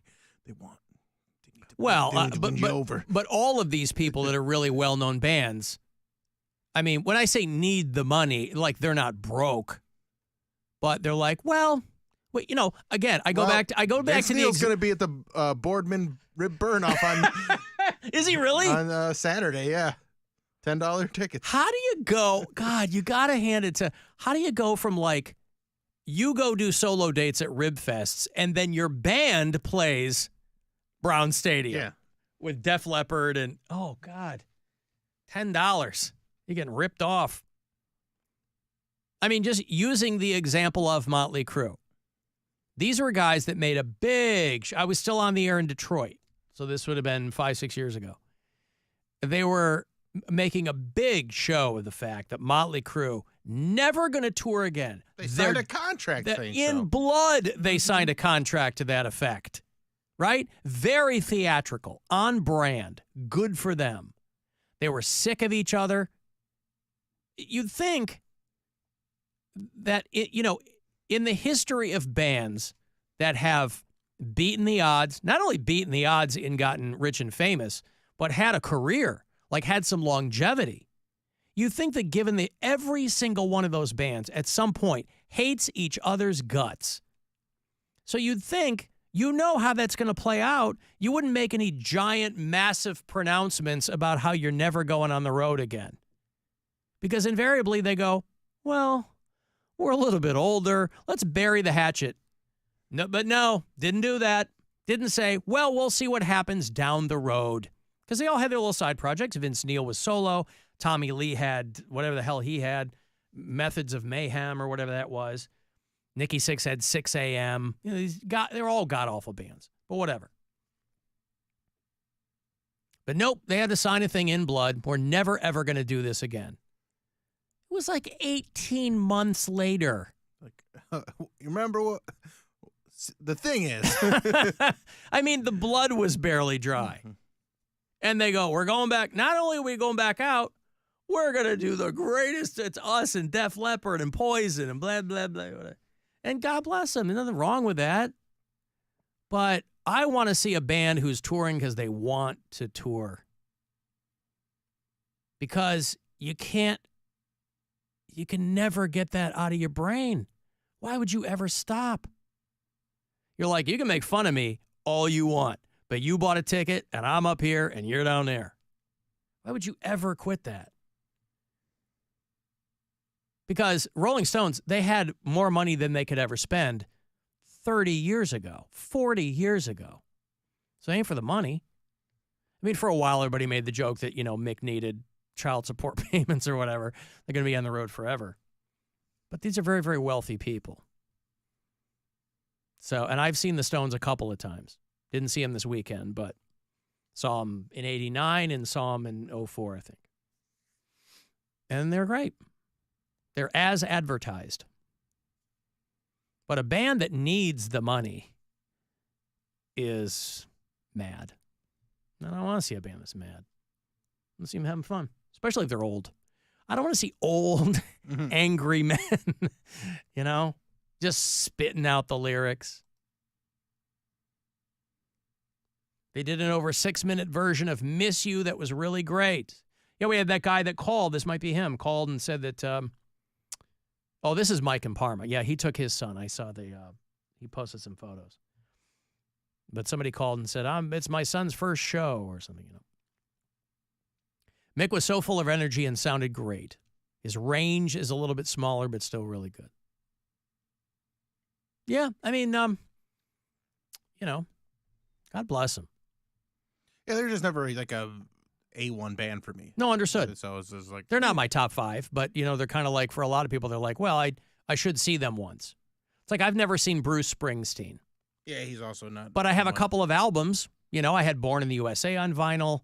I had Darkness on the Edge of Town, I think, at some point. But, yeah, I could go see Bruce Springsteen one time. Because he's doing a goddamn 3-hour show. I'm only going to see Bruce Springsteen if he's playing around December, because I need to do his Santa hit Claus. song. Yeah, yeah, the song that put him on the map. Santa Claus is coming to town. It's one hit. A lot of times he refused to play it, and it really, that's all I know from him, really. Well, that's why it's a double-edged sword. If you're one of those legacy acts, you're like, am I going to give the people what they want, or am I going to just do what I want to do? And at various points in people's careers, it depends on when you get them. If you're the Rolling Stones, you don't have to do any B-sides because you have so many goddamn hits. That's why it would be fun. Yeah, but because if they went up there, every song you play, there, the crowd goes crazy. But if you went up there and played the entire new album, what's it called? Hackney Diamonds. Hackney Diamonds all the way through, people have been like, this was terrible. Well, but they would have been riots. Yeah, but they sold a lot of those albums. So yeah, but that audience, I don't care. Well, no, you mean there's a lot of people that buy the album, but they don't know it. You mean if they played it to the exclusion of everything else? If that's the only thing they play, people would be furious. Well, duh, yeah. But I'm just saying, if you go to a Rolling Stone show, there's no when they play the new stuff, I'll go get a beer. Because they're going to do one new song or two new songs, and then they're going to do 17 songs you love. So they play Lil TNA and Honky Tonk Women, and they did Satisfaction for the encore, Jumpin' Jack Flash, and Tumblin' Dice. I mean, there's a lot of songs that I like from them, and a lot of them aren't on this list. So listen, man, you're never going to get everything you want. Oh, come on. Say it right. You can't always get what you want. 2 songs from the new album, both are good. Not saying people don't like but if they only play, they're like, we're only doing Hackney Diamonds. We're on the Hackney Diamonds tour. We're doing 2010 and on. Those are the only, we want to play this new stuff. We're sick of playing these songs from 60 years ago. We want to play the new stuff. Yeah. And if they just did stuff from, what was the one before? Because Hackney Diamonds. A Bigger Bang. Yeah. It was 20 years ago. Yeah, they did just those 2 albums. People have been like, I'm not going. So the Rolling Stones selection. Not only that, selections from A Bigger Bang and Hackney Diamonds, the acoustic tour. Yeah. Bling, bling, bling. Then I'd believe that that's what they want to do. Then they're actually touring because they want to. Yeah. I still think they're just they don't know what else to do. Alan, the Rolling Stones, bottom line, they suck. They got 18,000 albums with one good song on each one of them. Well, again, it's subjective. But I don't think they suck. No, I would say just that's don't care. patently false. I mean, you could grab a random Stones record, and it's going to have a bunch of good songs. You can grab Some Girls. It's going to have Miss You. It's going to have Beast of Burden. It's going to have Shattered. It's going to have whatever else is. What else? What's the one I love on Some Girls? Oh, Christ. When the Whip Comes Down. I think that's on Some Girls. So you throw a dart at a Stones record, and you're going to find, I like mid-70s to late 80s Stones. I don't go all the way back with them. But I was reading a thing this morning about the Ohio House has passed a bill that's keeping it open season on feral hogs. This is always a constant problem in a lot of places. I wonder how many feral hogs. Probably 40, 50. 30 to 50, 30, 50, maybe? whatever. Yeah. You want bipartisanship? Well, there it is. They unanimously passed a bill that would declare open season for feral hogs, making it illegal to feed any garbage to pigs. And it bans bringing any hogs into Ohio that have been fed garbage. How do you determine that? Because one man's garbage is another hog's dinner. Now, one of the reps said, these aren't pigs you see at the fair. It's not Porky Pig, is what he said. These are mean, wild, and destructive animals that need to be eradicated. Feral pigs are a threat to Ohio's pork economy. That's a weird way to talk about the adult film industry. And they're a nuisance to landowners. Gentried landowners even more so. So, yeah, okay, well, congratulations. I like how he goes, this is not Porky Pig. If I saw a feral hog wearing just a jacket and a red bow tie, I would think twice before I shot it. I would be like, put that hog away. Let's see. Let's see where this goes. But open season on feral hogs. So act accordingly. I'm going to break. You want to get the last word in? Send me a text, 35192. Guardians off tonight. You get the full Corey Roddick experience tonight after 6:30 on The Buzzard. The Alan Cox Show. On our free iHeartRadio app and your favorite smart device. Just tell it to play the Alan Cox Show on iHeartRadio. Our iHeartRadio Music Festival, presented by Capital One. Coming back to Las Vegas. 2 nights. September 20th and 21st. On one stage. Streaming live only on Hulu. A weekend full of superstar performances. Never seen before collaboration. And once-in-a-lifetime artist moments you'll have to see to believe. Tickets are on sale now at AXS.com. Don't miss. Big Sean. Camila Cabello. Doja Cat. Gwen Stefani. Hozier.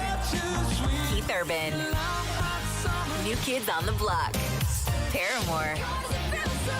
Shabu.